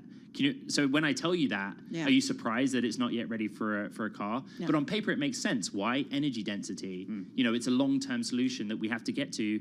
It's about money, and it's about doing what's technologically most efficient. Do we have enough raw materials that's precious, that are needed to really move to an EV world? There is concern about that. I don't cover the commodity side of this story, but what I would say is that, Tesla is quite clearly looking at lithium mining and refining, about integrating that into its supply chain, because right now there is a certain amount of demand based on the number of vehicles these companies are building. It's a tiny percentage of the cars they build, most of which are legacy combustion engine cars. Well, what happens when all of the cars they make are EVs and we suddenly need all this lithium, cobalt, nickel? That is a concern, and part of it is politics. And that, again, is a fixed commodity. Right, I feel like we're exchanging one for another. I know, go ahead. I want to talk about space, Carol. No, it's okay, but, Nevada is a great example. Apparently, there are great deposits in the state of Nevada of these metals that we need. But not infinite. Who's going to let them? Right, but first you have to get approval to dig it up. And then you're right. Let's move on to space. Like, Come on. Digging come in the on. Earth to launching from 747. Right. Anyway, go ahead. Okay, Thank goodness we're here in person together. I know. Let's talk about Virgin Orbit. Shares are down 11.4% right now. This this after the company's first launch out of the UK failed to reach orbit due to an unknown mishap mid-flight. So explain how this works, Ed, because it launches from a 747 jumbo jet. Exactly. So, last night a 747 jumbo jet took off from a runway in Newquay, Cornwall, England. It's part of the world I know really well. It's like the surf mecca of the UK.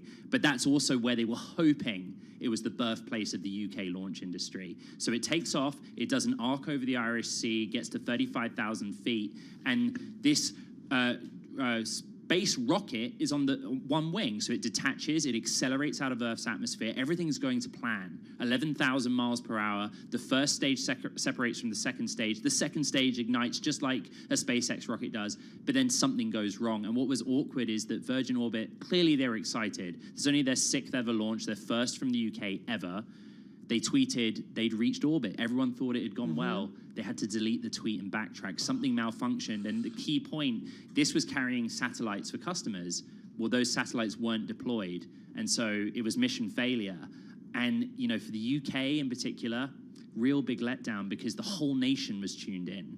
The UK Space Agency had bigged it up. The UK Space Agency hasn't had a lot to do for a while. It's like when everybody's watching, man land on the moon, right? Right. For UK, everybody was in. My dad lives in that part of the world, funnily enough, and he was telling me about all the local interest. Everyone's tuned in, live stream, and it's real unfortunate. Now, the stock reaction's severe.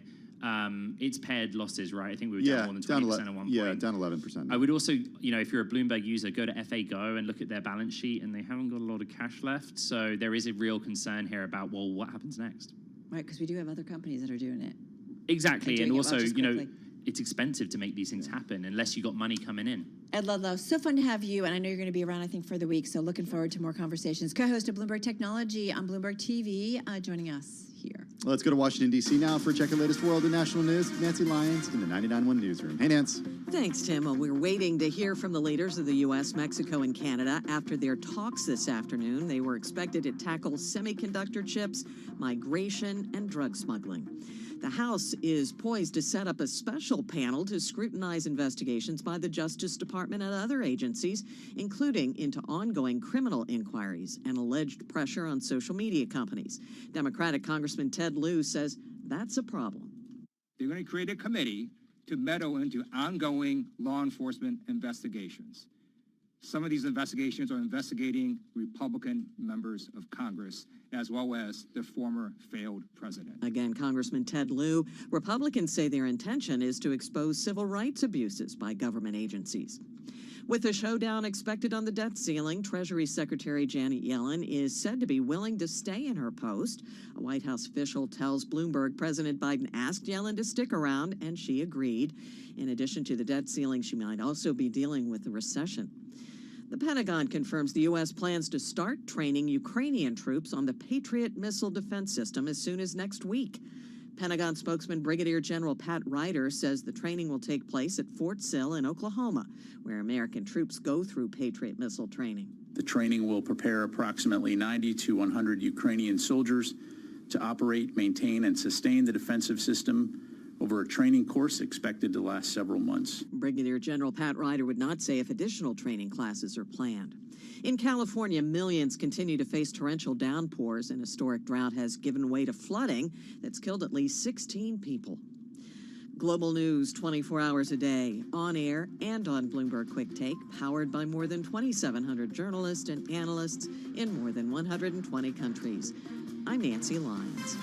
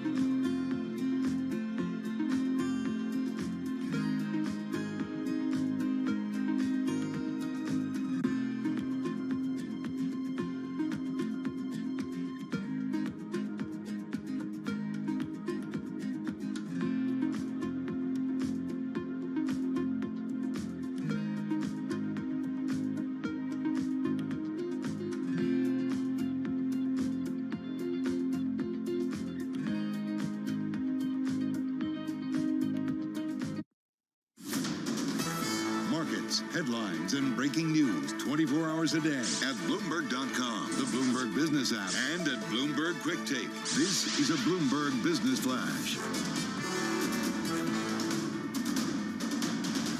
We have about 19 minutes until the closing bell. The equity market very near the best levels of the day, although the mood is cautious ahead of the report on December consumer prices. Today, J.P. Morgan Chase CEO Jamie Dimon said U.S. interest rates may need to go beyond what the market is currently expecting, and we see yields right across the curve today moving higher. In the case of the 10-year, up nearly 8 basis points now at 360. Curiously, the equity market is also up, as I mentioned, with the Dow higher by about 0.4%. Similar gain for the S&P 500. We're seeing strength among communication services, consumer discretionary, and material stocks. NASDAQ Composite pushing higher by about 0.7%.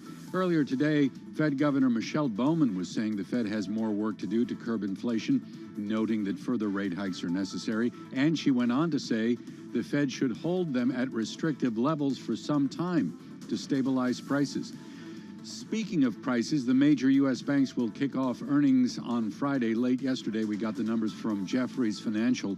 Profit down in Q4, 57%, given a persistent slump in deal making. That said, Jefferies fixed income trading was robust, and that may give us a kind of some positive momentum going into fiscal 2023. Friday, we'll hear from Citigroup, J.P. Morgan Chase, and Wells Fargo. I'm Doug Krisner, and that is your Bloomberg Business Flash.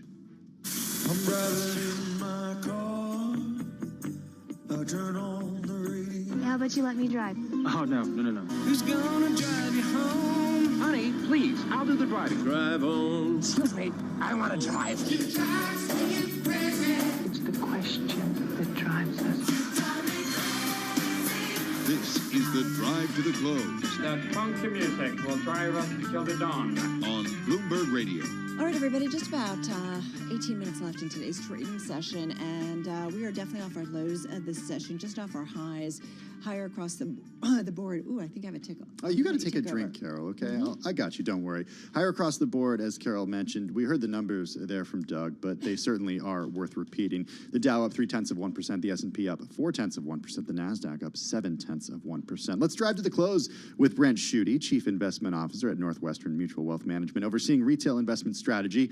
Got about $90 billion in assets under management.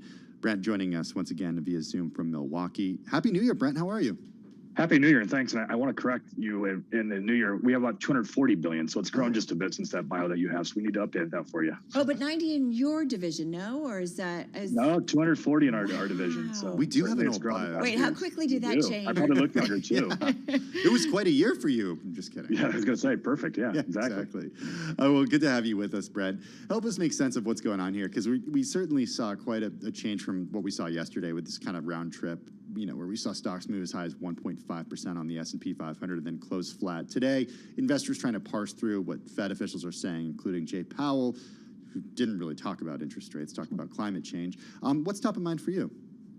I think it's all about inflation still in that path that takes. And certainly there's this division between the market right now, which I think is actually sniffing out further declines in inflation, and the Federal Reserve that doesn't want to talk about that because there's no incentive for them to do so until they actually see the data they want to see.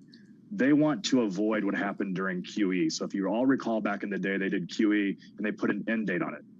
When they put that end date on it, the market pulled forward tightening financial conditions because they knew the end date. And so that was born QE to infinity. That way the market didn't prematurely tighten financial conditions. What the Fed's worried about right now is that if they don't talk tough, financial conditions may tighten early. And so now they're doing talking tough to infinity, but they will pivot if they need to in the future.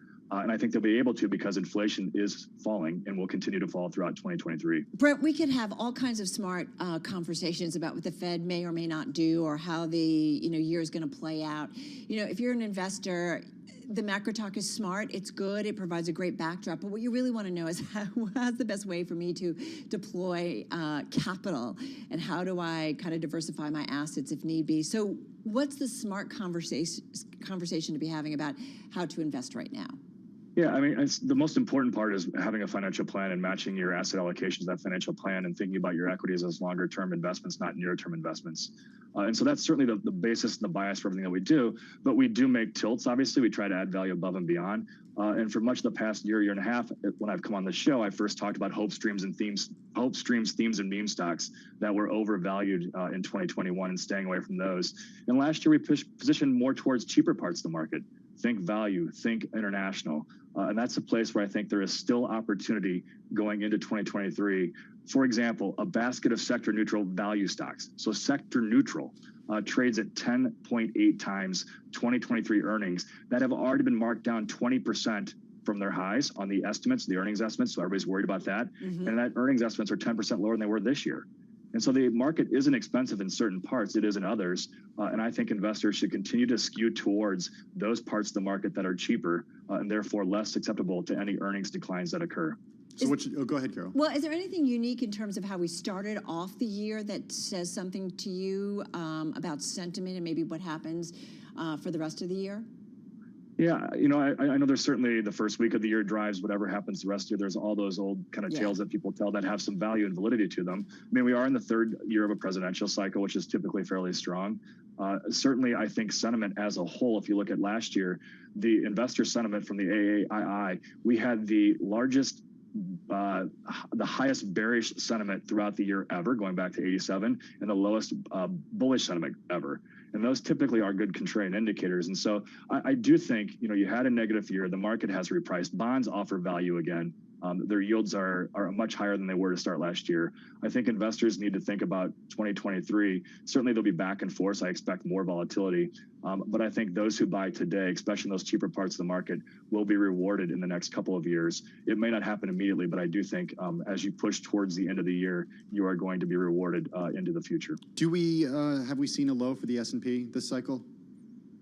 You know, I've been on record saying so, and certainly I can be made a liar with a hot CPI number. Look, there's all kinds of worries out there. To me, having done this for a long period of time, if the peak is in CPI, and I think CPI continues to fall like I think it will, I think the low is in, or somewhere near the lows. We've fallen 25% from our highs. Certainly, that is more normal for a bear market that is not attached to a deeper recession, which I think we will have a recession. I think we've already had some rolling recessions. I can't imagine working in the housing market and not thinking you've already seen a recession or the goods market. I think it's more of a rolling recession that is mild. You know, we've kind of put the goods market kind of to sleep. There's no more hotness there. There's no more high inflation. We were waiting for the services to kind of crack. That's showing signs of cracking. And then once I think the labor market shows signs of cracking, that's when I think the Fed is able to pause. And then if there is a recession, because inflation expectations are so well anchored, because I don't think inflation is embedded, if the Fed needs to pivot to keep it from becoming deeper, I think they can, which then paints a positive outlook, you know, as you push towards the end of the year and into the future. All right, so Brent, we know you favor value, you're overweight U.S. small cap and mid caps in your portfolios. You're looking at things that are, you know, trading as, in your words, attractive discounts to the S&P 500. Can you be any more specific, you know, in terms of the sectors within that? Yeah, I mean, the value style that we have is more sector neutral. And so it's value as an economic variable more so than value as a sector. So it picks the cheapest stocks in the various sectors and does it more sector neutral. That's where I was mentioning the 10.8 times earnings. You know, I think the other area that I'm afraid that investors are more rearview mirror focused. And so we've owned commodities and recommended commodities for a few years. And certainly, you know, not many in the outside world did. We thought inflation wasn't a relic of the past. If you listen back to what I had to say in 18, 19, and 20. Now I'm at the point where we're kind of on the opposite side of that. The area that I think is attractive that I think investors are probably underweighting because it's underperformed for so long and people do rearview mirror investing is international developed markets. I know there's all kinds of issues there, but so does the market, and that part of the market is cheap, and I think the future economic trends shift towards that. I think the dollar weakens in 2023, which certainly is a tailwind to those markets that have, quite frankly, done well from the fourth quarter of last year on. Hey, I didn't hear anything about big tech, though. Just 20 seconds. You know, that's an area that I've been pretty much telling people to avoid. I always joked when I went on one of these shows and people didn't ask me about technology, I'd warm up to it. So maybe it has a little bit left to go. It's not certainly, it's certainly more attractive than it was a year ago when we were much more focused on the value side of the equation. I don't think they're names that you can own. I don't think it's 1999 again, but I do think there's other areas that you should focus on. All right, love it. Brent, thanks so much. Brent Schutte, he's Chief Investment Officer at Northwestern Mutual Wealth Management, joining us via Zoom from Milwaukee on this Tuesday. You are listening and watching Bloomberg Business Week. This is Bloomberg.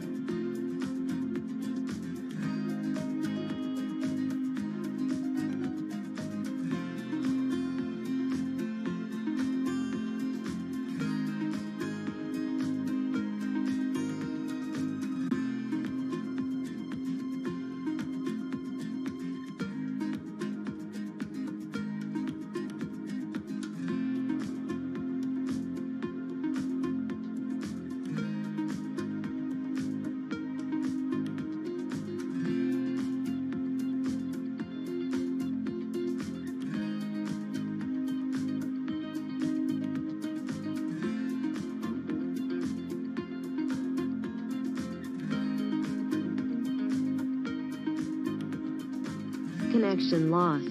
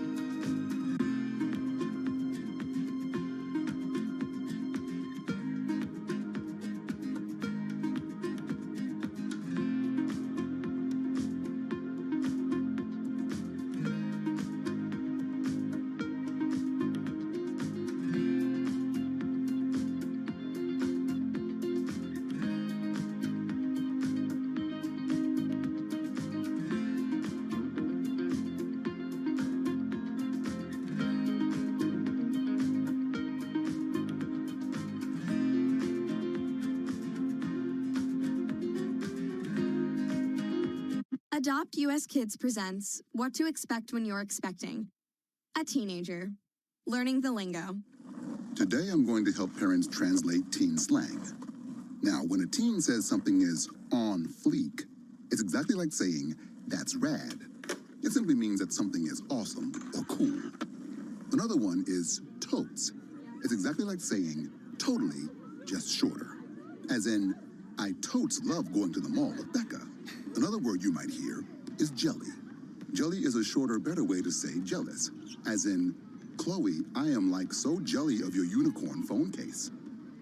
You don't have to speak teen to be a perfect parent. Thousands of teens in foster care will think you're, rad, just the same. To learn more, visit adoptuskids.org. A public service announcement brought to you by the U.S. Department of Health and Human Services, Adopt U.S. Kids, and the Ad Council.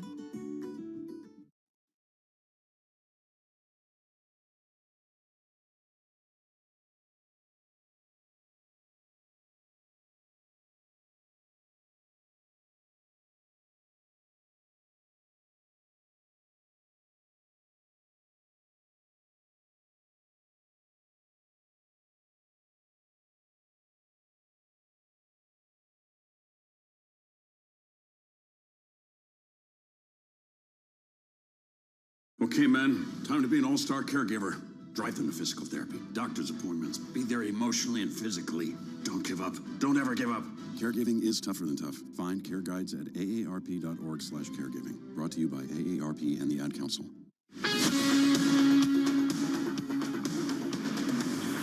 This is Bloomberg Business Week with Carol Masser and Tim Stenivek on Bloomberg Radio. All right, we're just about 4.5 minutes away from the closing bell. We'll join our TV colleagues in just a moment to talk a little bit about the trade and some of the highlights and what's ahead. In the meantime, let's just do an update here on the trade for you. S&P 500, it looks like it's climbed to its best levels of the day. What does that mean? Up about 25 points, up 0.6%. Dow Jones Industrial Average up 187 points. That's good for a gain of just about 0.6%. The outperformer on a percentage basis, we're talking about the NASDAQ. Again, we're seeing buying into the close, pushing these indexes to their highs. NASDAQ right now is up 100 points. That's good for a gain of almost 1 full percentage point. So we're seeing really that move. And I just want to pull up the small caps. We've heard various guests talking about, just Brent Judy talking about, that's an interesting area in the markets. And that is an outperformer in today's trade. The Russell 2000, Tim, it is up 26 points. It's good for a gain of just about 1.5%. But again, buying into the close, and again, those major equity averages pretty much right now at their best levels of the day. Yeah. I should turn my microphone on. We're actually seeing an increase on the S&P 500 of more than 2% for the year so far. Hey, a couple stories I wanted to get to, Carol. I mentioned this one to you a little earlier when we were off air. The governor of New York, Kathy Hochul, has proposed banning gas in new buildings.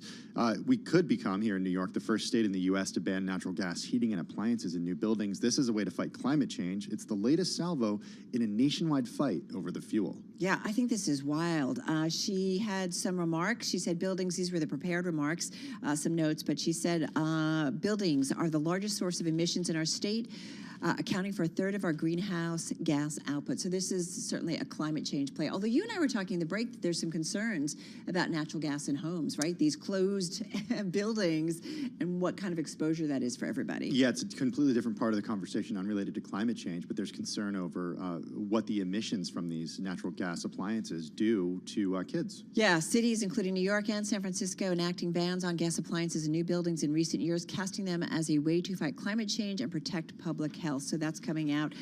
One other story, not from New York, but from New Jersey. New Jersey offering incentives to employers for establishing work from home and hybrid staffing policies in a bid to end the double taxation for residents who commute to New York City. So our new environment. All right, folks, Bloomberg's Beyond the Bell. We're talking the markets. It starts right now.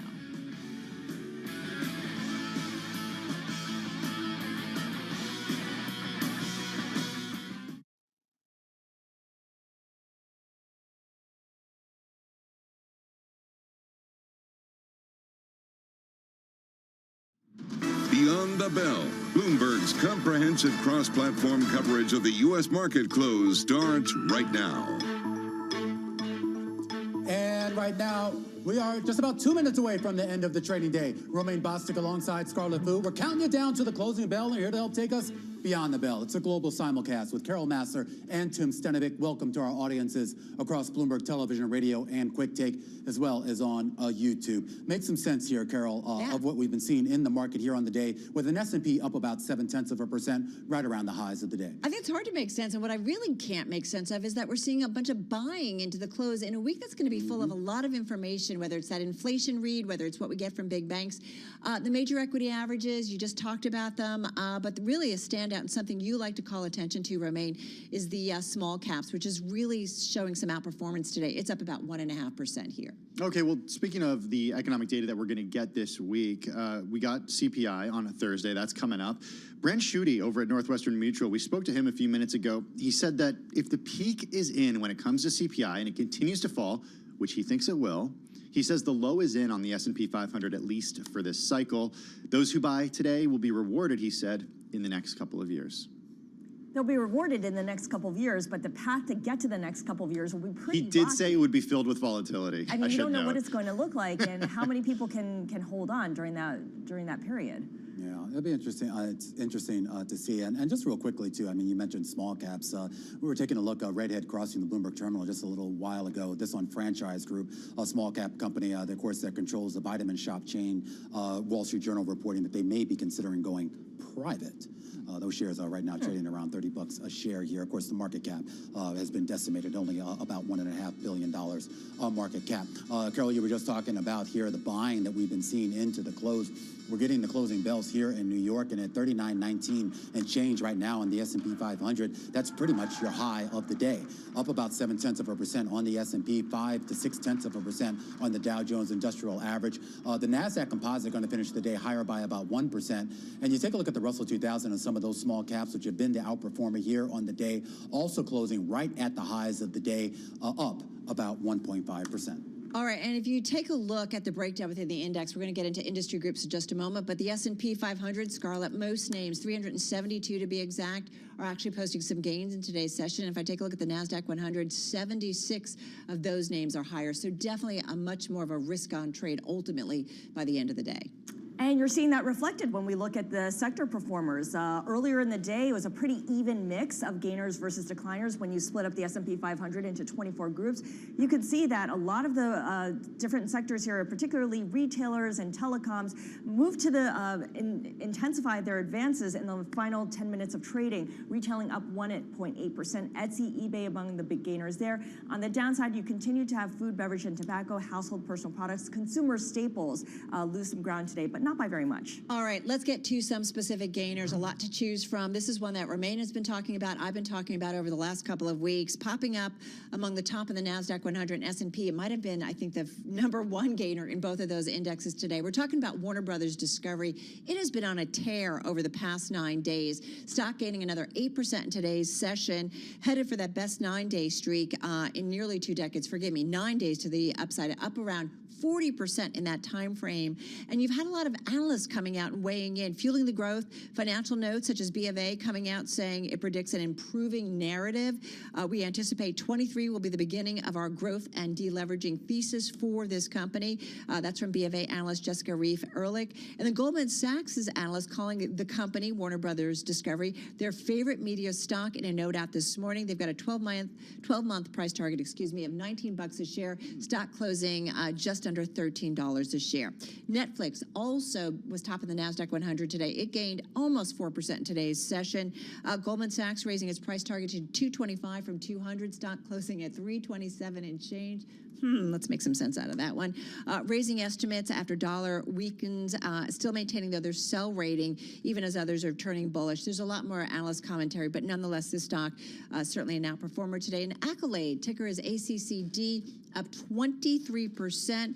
It's a small cap healthcare software company. They reported third quarter EPS and sales above estimates, and they also raised the bottom end of its fiscal year revenue forecast. Just a really big outperformer among that small cap universe, Tim. All right, well, let's get to some of the decliners on the day today. Shares of Tesla were all over the place today. They ended up finishing the day down 0.8%, but talk about a range. At one point, they were down more than 4%, down more than 4% and higher, as much as 2.5%. Tesla shares continue to be under pressure for the year. Gain of the S&P of 2%, and Tesla shares lower on the year. Still, after last year's bad year for the company. Dish Network down 6.2% today. This after Goldman Sachs reinstated coverage of the stock with a neutral rating and a Wall Street low price target of only $14 a share. Shares closing just above $14 at $14.83. Goldman citing risks to wireless initiatives and expectations for more television subscriber losses. And then Virgin Orbit Holdings. It was down more than 20% earlier in the session and ended up finishing down about 14%. The company's first launch out of the UK failed to reach orbit due to an unknown mishap mid-flight. The rocket launching from a Boeing 747 jumbo jet, it suffered a malfunction deep in the mission, lost its payload of 9 satellites. The crew, though, on the plane did return home safely.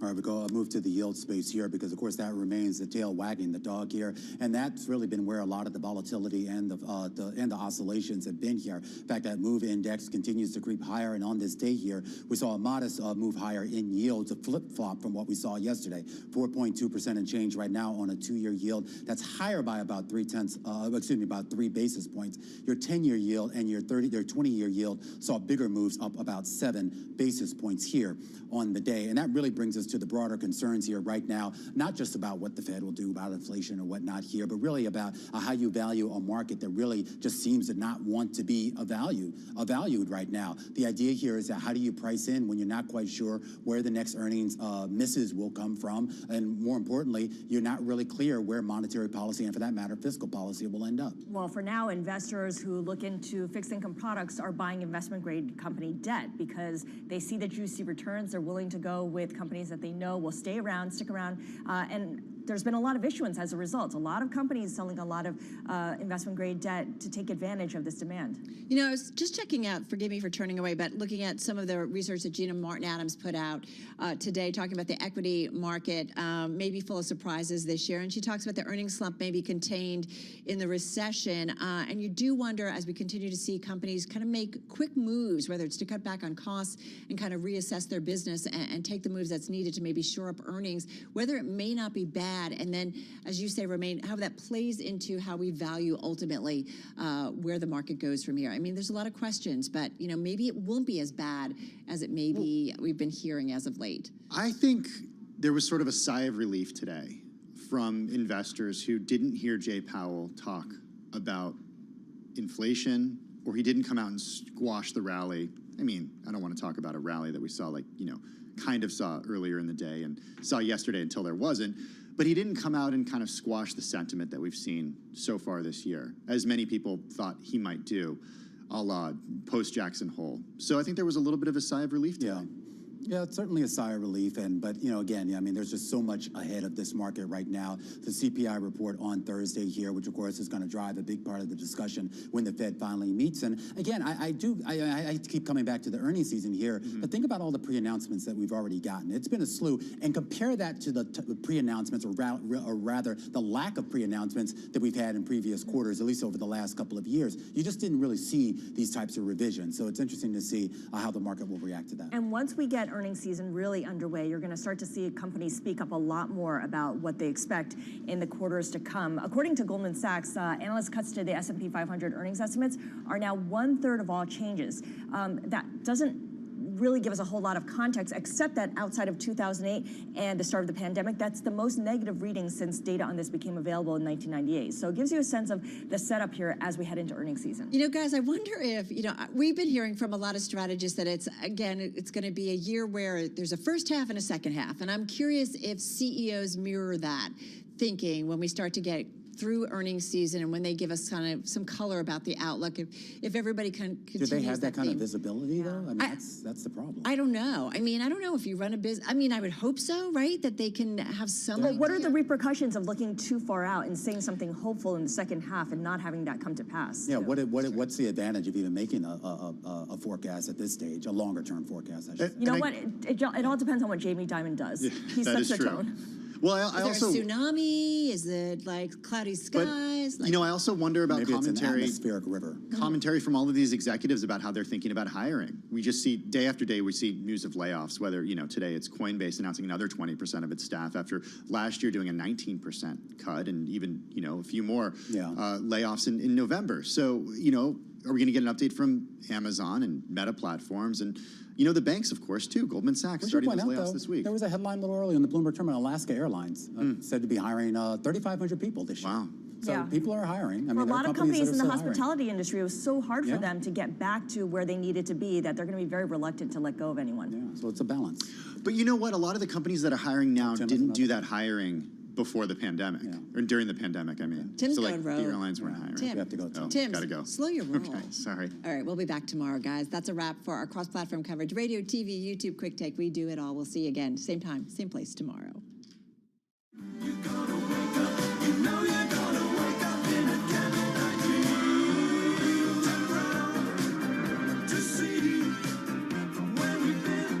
Oh my God! Did you pull out some Moody Blues for me? Oh my God, I love Paul Brennan. I loved Paul Brennan before, but Gemini Dream, some Moody Blues, man, going way back. I love that. We're going to talk about Gemini, the crypto exchange, right? Co-founder Cameron Winklevoss. he's got some thoughts, and he's been making some moves. Yeah, on Twitter earlier today, if you follow crypto Twitter, have read the stories, you might have seen this, demanding the removal of the CEO of DCG, Digital Currency Group, Barry Silbert. With the explainer of what's going on, we head to Portland, Oregon, where we have a Bloomberg News crypto reporter, Olga Karif, joining us via Zoom. Olga, it's always great to get you on the program. It's interesting to see all this play out on Twitter because this is not the first time a Winklevoss twin has gone after DCG with this kind of open letter. Bring us up to speed. Absolutely. So this is this situation has been brewing for about 2 months. So about 2 months ago, Barry Silbert's subsidiary called Genesis basically halted redemptions of its lending product, which was connected to a Gemini exchange product called Gemini Earn. And so about 340,000 Gemini Earn users cannot take their money out. And so there have been, behind doors sort of negotiations between all parties involved until sort of earlier this year when on January 2nd, Cameron Winklevoss, one of the co-founders of Gemini Exchange, posted an open letter on Twitter to Barry Silbert, essentially asking him to commit to resolving the situation by January 8th. And then, of course, Sunday, January 8th has come and gone. Nothing happened. And then this morning, Cameron came out with another open letter in which he essentially accused, there were accusations of fraud, and he essentially is asking for Digital Currency Group's board to remove Barry Silbert as CEO.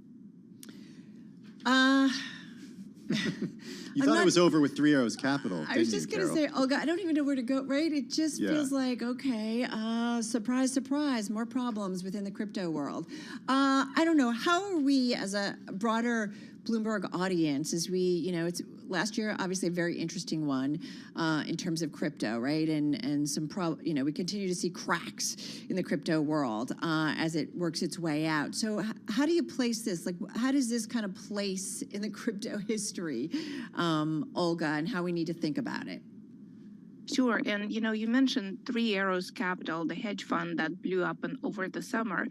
And actually, DCG's troubles kind of date back to the blow up of that hedge fund. So Genesis, the lending subsidiary, provided a loan to Three Arrows Capital. And so it lost money on the hedge fund blowing up. And sort of that's where Genesis's financial troubles stem from. So, I think it's just another example of how interconnected all the different companies within crypto really have been. During the last crypto boom, one of the reasons the prices were going up was that, a lot of people and parties were borrowing money and investing that money into risky trades, and everything was going great until prices started going down. And then, we've seen blow-ups of, a lot of crypto companies, just one after another, for most of the, summer and fall of last year. And I think a lot of people believe that we are not done yet. What's interesting is I think about this, Olga, as you're talking, and I was thinking about the financial crisis, right? And we wanted to know the contagion among, the establishment within the financial world. And I do feel like, Tim and I joke about kind of needing this whiteboard as crypto unravels to understand the relationships, and what we are understanding is there wasn't a lot of transparency to those relationships. And I kind of feel like that's my big takeaway of just kind of understanding relationships that are there that maybe we weren't aware of. And that's why, while the crypto seems to be contained within the crypto space largely, nonetheless, it makes me wonder, okay, where else does this go? Sure. So, it definitely extends beyond just the crypto world. We've seen with Silvergate Bank sort of being impacted by this, for example. So, but I would say that the impact beyond the world of crypto is, appears to be fairly small. But crypto was, just about a little over a year ago, was a $3 trillion sort of market cap industry. And so right now it's less than 1 trillion. So 2/3 of that is gone. And so, of course, that has meant the demise of a lot of different companies. But this is not the first crypto winter the industry has gone through. This is not the first time when we've seen a lot of companies go belly up, and then, it's come back. Olga, you bring up the idea of how interconnected all of these companies we found are. I mean, one thing that continues to blow my mind is that Digital Currency Group owns CoinDesk. CoinDesk is the company that I think, and correct me if I'm wrong, but really was the first to kind of blow the whistle on the issues at FTX in the early part of November that led to this current crisis. Absolutely, that's exactly right. So in early November, CoinDesk put out a story just essentially pointing out that a lot of FTX sister company, Alameda, which was a hedge fund, a lot of its balance sheet seems to be comprised of FTT token issued by FTX exchange. So they essentially pointed out that, there is a possibility of manipulation here. And the thing is, Alameda used those FTT tokens to borrow money throughout the crypto ecosystem. And of course, when FTX and Alameda blew up, that caused a lot of troubles elsewhere. Like for instance, like Genesis, they have some money stuck in FTX. It goes back to this interconnectedness that you mentioned. Just in the last minute we have with you, Olga, what do we need to watch for, the smart questions we need to be asking when it comes to the future of Digital Currency Group? I think in the next week or so, we'll have to see if, Genesis and its creditors come to any sort of an agreement. If not, I mean, there is a possibility potentially of a bankruptcy. So this is kind of the next thing that people are watching for. DCG bankruptcy or Genesis bankruptcy? No, Genesis. Okay. Genesis. So Genesis being a portfolio company of DCG. Right. Okay. Taint over. It's not over. Olga, thank you so much. Olga Karif, crypto reporter at Bloomberg News, joining us via Zoom from Portland, Oregon. But that's what strikes me is just the connectivity between so many of these entities, right? They were all kind of working together, and everything was fine when things were going well, but different on the downside. It's remarkable to see the continued contagion. But again, I go back to what I said last week, Carol, where we're seeing this limited to crypto companies and crypto firms right now, which I think a lot of people should be grateful for. Right. You do feel like that there's, I don't know if this is the right word, but firewalls, right? Around, like there hasn't been the contagion really over into the financial system more broadly. Maybe it's a good thing that the big banks we use each and every day didn't get involved. We're so wary. Yeah. Interesting, right? We will continue to track, no doubt about it. All right, folks. Carol Massar, Tim Stanovic. We are Bloomberg Business Week, and we are Bloomberg Radio.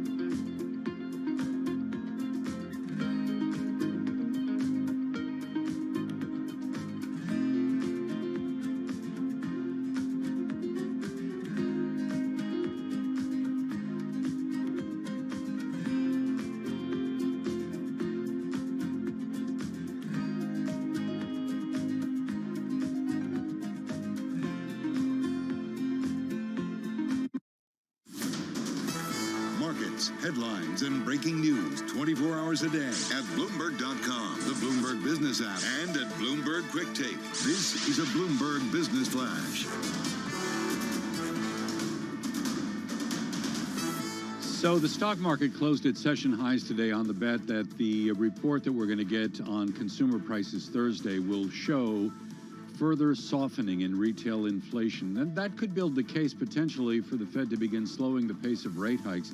Although today we heard from Governor Michelle Bowman saying the Fed still has more work to do to curb inflation, noting that further rate hikes are necessary. She went on to say that at some point the Fed should hold higher rates at restricted levels for some time as a way of stabilizing prices.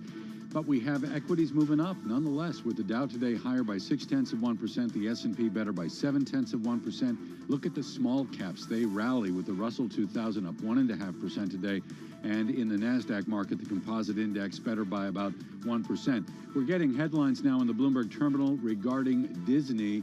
Apparently, the company has announced its first theme park changes since the return of CEO Bob Iger. The details not really apparent at this point in time. We'll break them down as soon as we get them. Disney shares right now in a late session virtually unchanged. We saw elevated yields today right across the curve, particularly at the long end. The 10-year was up 7 basis points to 360, a 2-year higher by 3 basis points to 423. I'm Doug Krisner, and that is your Bloomberg Business Flash. Hey, thanks so much for that update, Doug Krisner. Really appreciate it. Bloomberg Business Week is brought to you by Innovation Refunds. Are you looking for ways to grow your business? Get back the money that you may be eligible to receive through the Employee Retention Credit. Sign up now before it's too late. See if your business qualifies for ERC assistance at getrefunds.com. All right, you are listening and watching Bloomberg Business Week. Just want to add something to what Doug said about Disney and the stock. Not really moving in the after hours, but it sounds like they're also revising some of their pricing policies at their parks and maybe adding in some different things. So we'll keep an eye on it. Disney in the news a lot this week for its return to work policy. That's right. There's a lot going on. Bob Iger is back and certainly making some changes. We'll continue to monitor that one. In the meantime, you mentioned Disney and back to work. This is something I feel like how we work, future of work, it is nonstop, the conversation about it. Here's as we my try question. To figure it out. When is it going to be the future? I feel like I'm living in it. You are living in it. Let's get to it because Deloitte's doing a bunch of work on this. Steve Hatfield is with us, Global Future of Work leader at Deloitte, joining us via Zoom from Toronto. The company has recently done some work and put out its latest 2021 Global Human Capital Trends Report. Is it 2021? I think it's 2023. Yeah. Forgive me. Can't keep track. You're still writing 2021 on your checks, Carol? Who writes checks anymore, Tim? 2023. Steve, good to have you here with us. Tell us a little bit about your Global Human Capital Trends Report. You guys do it a lot, gives you an update. Tell us the latest findings and how it contrasted from the previous findings. Yeah, absolutely. So thank you both for having me. It's great to be here. We started our Human Capital Trends Report 13 years ago. This is the 13th year that we've done it. It's the largest longitudinal study of its kind. This past year, we had over 10,000 respondents, 105 countries. And so it's deeply comprehensive. And it's one that has given us, at least at Deloitte, the signals around what we're now talking about as the future of work back in like 2015, 2016. So the latest report sort of highlights the way in which changes are taking place around work, workforce, and workplace at a blistering pace, largely accelerated through the pandemic, and are now creating an environment where we're determining it's a boundaryless world that's emerging. What's so interesting, though, is the stuff that was pulled forward during the pandemic, like everybody buying exercise equipment for their homes or people shopping online. A lot of that stuff is being reversed now. Shopify's CEO wrote about this over the summer.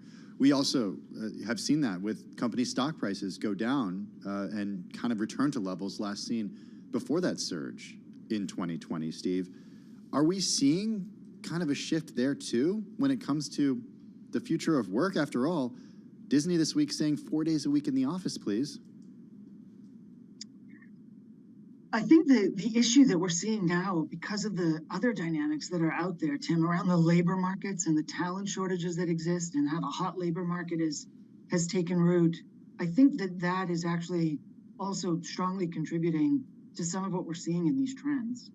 And so, sure, I think there's a calibration happening. We're now not all fully remote. We're actually doing something that's sort of in between, that's hybrid. But the sentiment in the workforce globally around wanting that level of flexibility, around wanting to make sure that they can have some self-determination about what they do in terms of their careers and their work life is not changing. It's only accelerating. And the digital toolkits, they're actually making this far more possible. And so really it's about catching that trend and taking advantage of it, because it's a world of opportunity for organizations. A boundary-less world. How does that work? When I would go as far as to say there's a lot of CEOs that say, okay, but we still want you in the office. So work has often long been structured via our thinking around the first, second, third industrial revolution. Very repeatable, very structured, sort of process-oriented. And now that's shifting. So suddenly it's becoming much more about not going to a workplace to conduct your work, but actually work being done anywhere, because the digital workplace enables that to happen, right? Suddenly it's about not actually thinking about just a job specifically, but rather the skills within that job that make it possible for that employee to do the work. And so we're seeing data sets come through from the study. Only about 20% of those respondents said that work is actually well structured within a job. What they're saying is that it's much more likely that you're going to be in an agile environment where you're going to be doing work that crosses boundaries, functional boundaries. 80% of business leaders said that their work today crosses those functional boundaries. And so your skills become the real focus. And what becomes interesting there is when you start to focus on skills, you start to expand where you can find those skills. They exist within your shop too, and they exist within populations of talent that you might have overlooked because they have the skills and experiences that you're looking for, but not the pedigree. And so suddenly it becomes a different world in terms of where you can find the talent that you need. And in this hot labor market, we see that as being really critical. But help me out here. Just yesterday, and Carol, you were gone for this, but we learned that Citadel is designing this brand new office tower here in New York City. But they want people to work Foster there. and Partners is designing it, Star Architect. But they want people to be in it. They want people to be in it. Yeah. And they're talking about, the end of the decade of this thing being available. Why are companies investing in spaces like this if their talent is indeed going to be all over the world? No, I think it's a really good point. Steve, what's your thoughts on that, right? People are still investing in incredible workspaces. So the worker today, 54% of the US workforce is interested in being in the workplace for social reasons. And a lot of the work still continues to be work that is designed in a way where there's collaboration needs and you're doing strategic thinking and you need to get the group together in order to get the work done. What's interesting to me is that those organizations that are most successful at it are rethinking the work itself and enabling the project teams to sort of design the work against the way that team is trying to drive certain outcomes.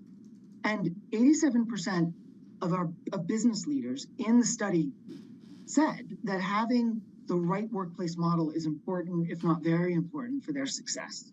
And so I don't think people are moving away directly from having the workplace. I just think it's shifting into something that's much more fit for the future that's coming.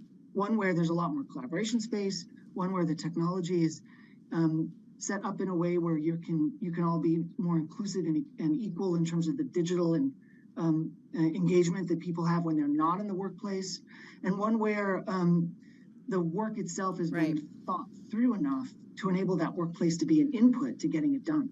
Definitely a conversation that continues from the old year into the new year, that's for sure. Steve Hatfield, thank you so much. Global Future of Work Leader at Deloitte, joining us via Zoom from Toronto. Speaking of the new year, a lot of companies out with news, including Doug touched upon a couple of headlines that had crossed me a little bit more to build out what we're hearing from Walt Disney. Okay, so here's what we have, thanks to our own Christopher Palmieri, who covers Disney. Customers at Disneyland Resort in California will be able to access photos taken by professionals at the park for free, rather than paying for a photo pass. That starts on February 4th.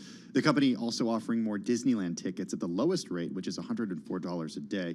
I recall a colleague of ours, Carol, who in the last year went to a Disney resort. Yeah. And a friend as well who told me, I haven't been in, 30 years. Right. How expensive it's become, how it feels like you're always paying so much for everything, and how the experience has lost some of its magic because of all those extra charges. And that's one of the things at Disney, safe to say, if you went to one of their theme parks or hotels or whatever, it's been known for the service, or you go on one of their cruise ships. Under former CEO Bob Chapek, as our Chris Palmieri writes, Disney raised ticket prices. They introduced new reservation systems that angered many longtime visitors. That's what I was referring to. I did feel like there was layer of your access to some of the rides. So it does sound like, Bob Iger, he's back, longtime CEO, longtime respected and revered CEO, making some changes maybe to make it more accessible, offering it looks like if you're at a hotel staying there, you're going to get complimentary self-parking, some different things. So less painful is what it sounds like. I wonder what it means for investors, though, because, look, Chapek, who previously ran the Parks division, he was known for squeezing more money out of fans. Under his watch, the company invested in new attractions, such as a Star Wars-themed hotel and the Guardians of the Galaxy roller coaster in Florida. Stock was down, though, more than 40% last year, so we know it took quite a beating. What are we seeing this year? It's already up 10%. The year is young. The year is young, to be fair, but nonetheless, this is a stock that's certainly on our radar, although we're not seeing too much movement in the after hours. I'm just going to do a really quick check. Yeah, we're not really moving here. All right, well, let's get to Washington, D.C. now for an update on world and national news. For that, we go to Nancy Lyons in our 99.1 newsroom. Hey, Nance. Thanks, Tim. California is not seeing any relief from the drenching rains today, and Bloomberg's Ed Baxter reports the danger from flooding and landslides continues to grow. The rain is coming in waves, with roads turned into rivers and continued emergency warnings. The Bay Area has received warnings for coastal communities for potential waterspouts and tornadoes and very strong winds and flooding. Thunderstorm and hail warnings are in effect for the afternoon. At least 14 people in the state have died since last week, and while the high country is getting snow, officials say it will not end the drought. After a brief respite later today, more heavy weather is forecast for tomorrow as well. In San Francisco, I'm Ed Baxter, Bloomberg Radio. The man who oversaw the finances at Donald Trump's companies for decades is heading to prison at Rikers Island after being sentenced to 5 months for tax fraud. Alan Weisselberg served 3 generations of the Trump family, but stepped down as CFO last year after striking a plea deal with prosecutors. He also stayed on as a senior advisor. Nicholas Gravante is his attorney. He deeply regrets the lapse in judgment that resulted in his conviction, and he regrets it most because of the pain it has caused his loving wife, his sons, and wonderful grandchildren. Gravante added Weisselberg is also grateful to the Trump family for their support. Weisselberg will leave the firm altogether after he completes his sentence, but he will still receive his $500,000 annual bonus this month. The top Republican on the House Intelligence Committee is requesting that U.S. intelligence conduct a damage assessment of potentially classified documents found in the Washington office space of President Biden's former institute. The documents were discovered by Biden's personal attorneys. Global news 24 hours a day, on air and on Bloomberg Quick Take, powered by more than 2,700 journalists and analysts in more than 120 countries.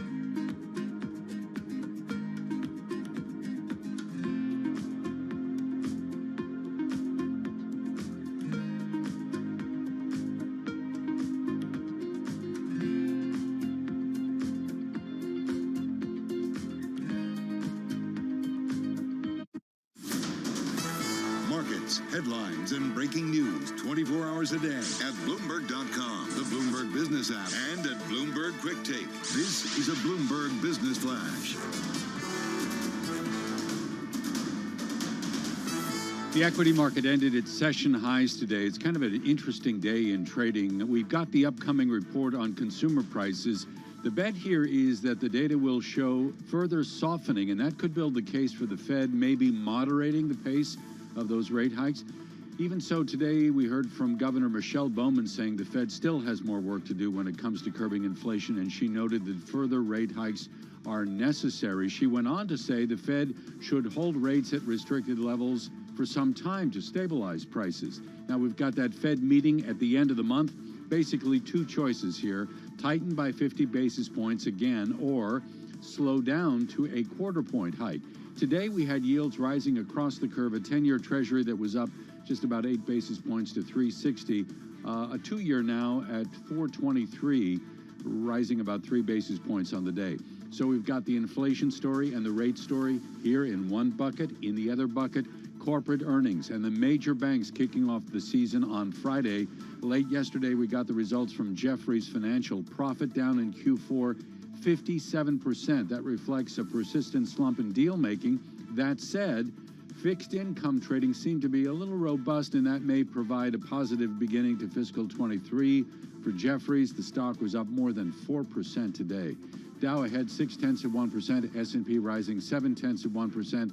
Small caps rally with the Russell up 1.5%, and the Nasdaq comp higher by 1% today. I'm Doug Krisner. That's your Bloomberg Business Flash. All right, Doug, thank you so much. I'm just looking at Chapter 6 of this book that we're going to talk about in just a moment. It begins with, before smartphones were introduced, to do a digital detox, all I needed to do was stay at my mother-in-law's house, as she did not have Wi-Fi. Like, we are such a connected I once world. wrote a column. What?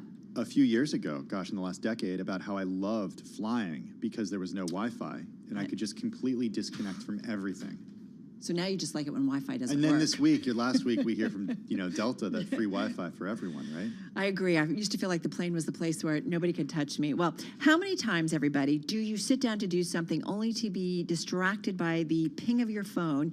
You pick it up, you look at the text, and the next thing, Tim, you know, you're on Instagram watching videos of airplanes taking off and landing, and 40 minutes has passed. That's you in a nutshell. That's exactly what I do. And guess what? That thing that I sat down to do, yeah, I never did it. All right, well, this is the subject of a new book, Attention Span, Finding a Focus and Fighting Distraction, is by Dr. Gloria Mark. She's Chancellor's Professor of Informatics at the University of California, at Irvine. She joins us now via Zoom from Irvine, California. I'm not distracted, I just can't speak on this Tuesday. Dr. Mark, good to have you here. Congratulations on the book. I do feel like we are living in a world of distractions, which is why I try to start my day with no sounds, no nothing, and just kind of some peace, because the rest of the day, there's so much coming at us. Welcome. Tell us about your book, Attention Span. So thank you so much for having me. Basically this work, the book is a culmination of about 20 years of research that I've been doing, looking at how people interact with their devices.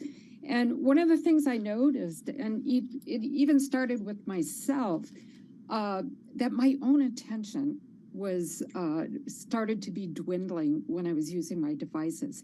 I started measuring people's attention span using their computers, and then later when smartphones came out, since around 2004.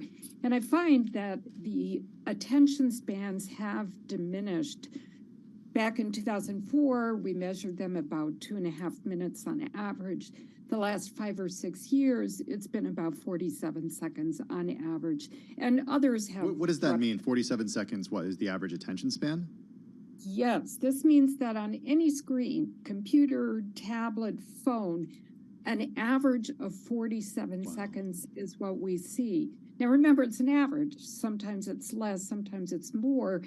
The median, which is the midpoint, is 40 seconds. That means half of all of our observations showed attention to be less than 40 seconds. Well, I have to say, when we're working on putting something out on social, if we do anything that's like, they're like, no, 20 seconds or like 30 seconds, like you got to be really short. and fast. At the same time, I think about the streaming services. We have more and more content and more series, and we have more and more documentaries that are longer. So help me get my head around it, where people are watching for long periods of time. They are, and again, I want to emphasize that this is an average. So yes, people can spend, long periods of time. You can just be, engulfed in some video for a longer period of time. But what we also see is that people are shifting their attention rapidly. This is when they're not watching videos and, they're not watching TV and film. And this is, I describe this as a kinetic attention, kinetic dynamic kind of behavior that we see. So have our brains, or do our brains change as a result of all the stimuli that we have in our environment? Well, there's some research that suggests that there could be some changes to our brain. What I can say is that there are changes to our behavior, to our attention behaviors. And that's something that we can, empirically measure and show. We also show that there's a relationship between this fast attention shifting and an increase in stress. So, okay, how about behavior change? Because I want to know how I can, and I notice this, sometimes I'll delete Twitter from my phone because I know I'm spending too much time on it. Even though the app is no longer on my phone sometimes, I'll still open up my phone instinctively when I'm like on an escalator, in an elevator or something, and then try to find Twitter, even though I know it's not there. It's like a reflex for me. Or sickness? No, Please help me, doctor. Yeah, it's a muscle memory. I mean, when you do something for a long time, it becomes a habit. So there, and I want to emphasize that we tend to blame notifications for, this is the reason why we're distracted. But it's just as likely for people to interrupt themselves. So about half the time, we are our worst interrupters. So it's not, we can't just blame it on things that are external to us. Children as young as 2 to 4 years old already average 2.5 hours of screen time a day, and it soon climbs to an average of 3 hours and 5 minutes for ages 5 to 8. Foundation for multitasking laid at the very youngest of ages. Remember when multitasking, Dr. Mark, was considered a good thing? Yeah, but the research shows that it's not. It's actually research that's been going on for decades that shows that when people switch their attention to different tasks, we know that blood pressure goes up. There are physiological markers that indicate stress that show this goes up as well. We know my own research looking at people in the wild where they wore heart rate monitors, we find that stress goes up when people are switching their attention. And people report subjectively that their stress is higher. So all these measures are consistent. So I guess I want to go back to this idea of retraining ourselves and thinking about how we can be more productive, because there's this idea that we're so productive because we're connected and we can always access our emails, our contacts, our tasks. But there's also this idea that if, hey, you retrain yourself to be more focused on these things and you actually sit there, you get that task done, you're more productive. So how do we find focus and fight distraction, which is the subtitle of your book? Yes. So I think that we need to do work on different levels. There are individual solutions. There are also collective solutions that could be done at an organizational level or even societal level. At an individual level, I think that we can draw on the work of Albert Bandura. He's a very famous social psychologist who had a lot of success in getting people to improve their self-efficacy. They could change, they could stop smoking, stop substance abuse. And I think there are certain principles that could be applied to help us, control our attention better. For example, we have so many automatic actions. We grab our phones, we check email, we check social media. These are done automatically. If we can become more intentional in our behaviors, so we can make these unconscious behaviors more conscious, then, we can understand the reasons why we're doing them, then it gives us a chance to be able to gain control over them. If we don't do that and just got about 45 seconds, what's the risk? The risk is we continue switching our attention, creating stress, even exhaustion. Living it. I'm just thinking about all the things I have to do. I will say that I will sometimes just not look at my messages when I've got to get something done and just focus on it. And then people will be like, why aren't you answering your messages? And I'm like, I'm trying to get something done. I think the reflexive part is something that, I really have to be intentional about. Yeah, absolutely. Our thanks to Dr. Gloria Mark, Chancellor's Professor of Informatics at University of California at Irvine. Her new book, Attention Span, Finding Focus and Finding Distraction. We thank her for her time today. Let's go to Washington, D.C. now for an update on world and national news with Nancy Lyons in the 99.1 Newsroom in D.C. Hey, Nancy. Thanks, Tim. There is no let-up across California as residents deal with another round of rain. The back-to-back storms are drenching areas already hit hard by recent atmospheric rivers and bomb cyclones. Santa Barbara's Mayor Randy Rouse says he's looking at another round of storms this weekend. We're due for a couple more bands today, but Saturday is apparently when there's going to be another storm of intensity. Rouse says they're fortunate they're not dealing with the same kind of storms they've been seeing in Northern California. America's onslaught of mega costly weather disasters remains stuck in high gear. Federal climate scientists today said that 2022 had 18 climate extremes that caused at least $1 billion in damage. It's a trend that's been going on since 2016. The discovery of several documents marked classified at Joe Biden's previous Washington office has immediately become a partisan issue, as we hear from Bloomberg's Irv Chapman.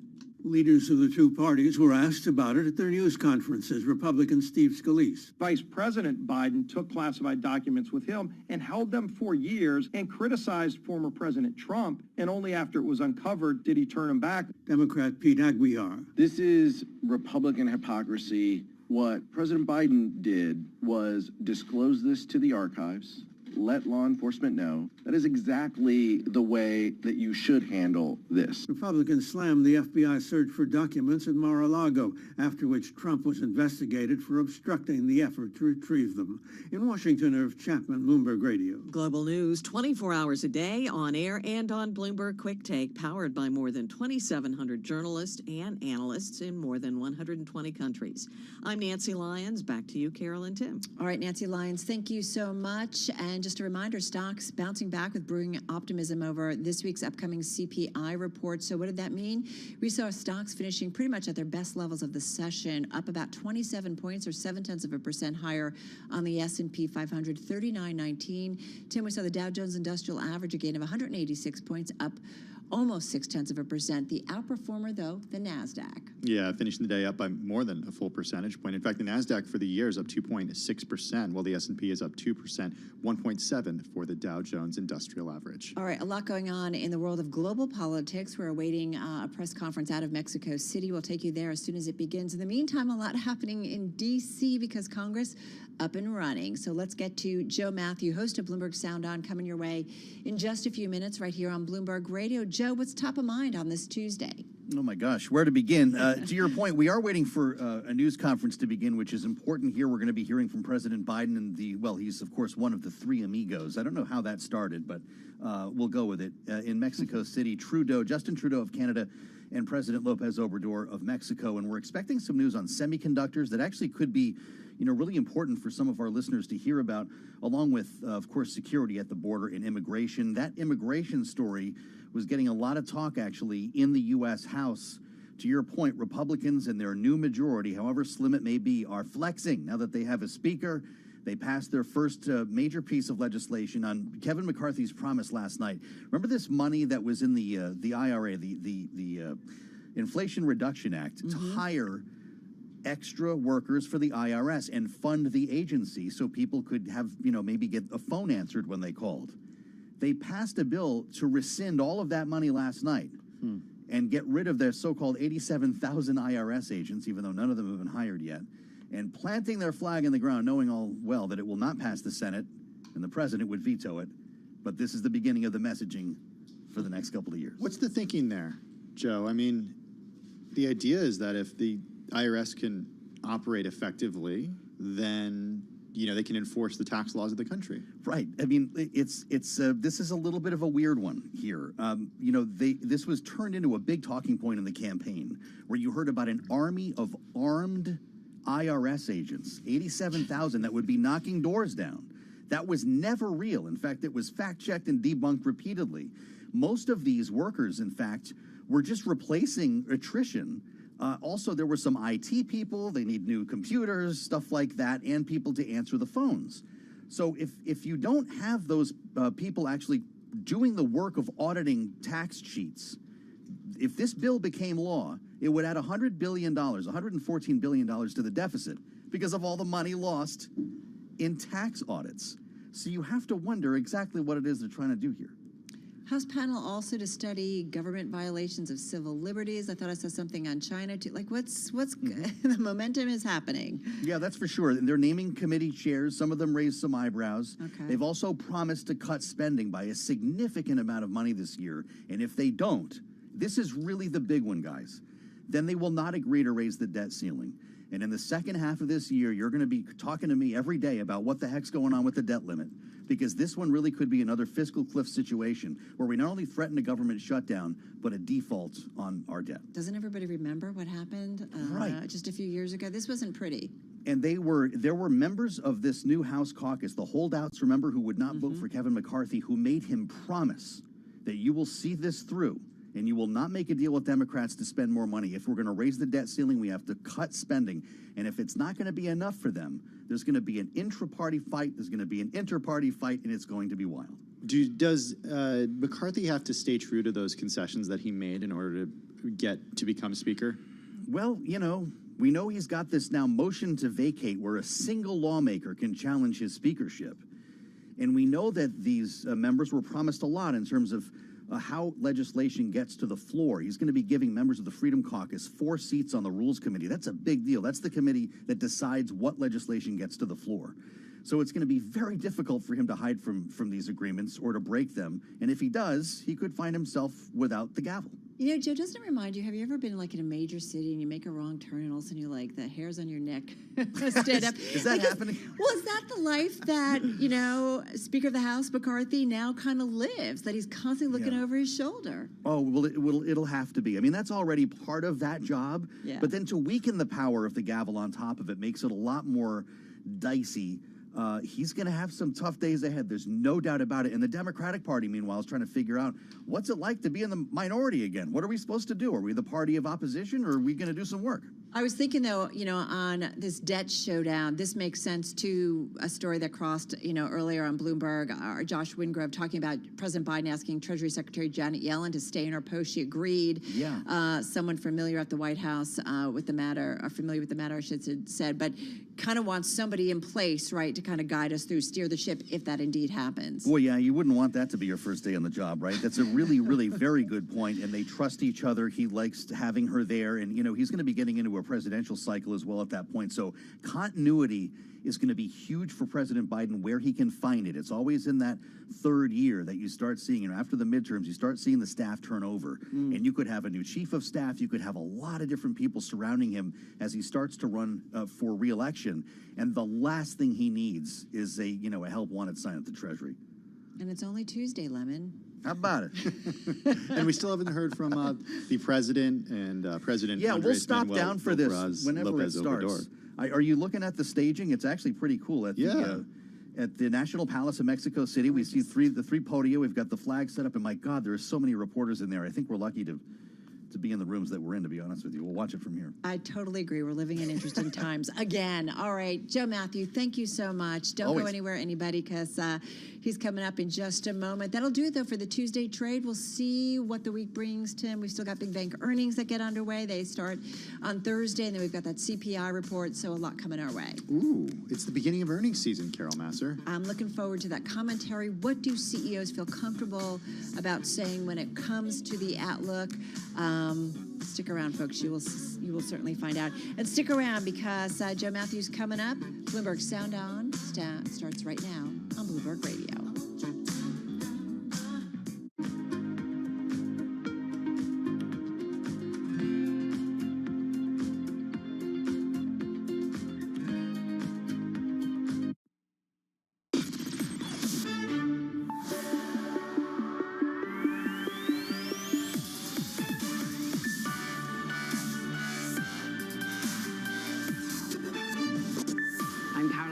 Bloomberg's world headquarters in New York. And I'm Ed Ludlow, also in New York. This is Bloomberg Technology. Coming up, all in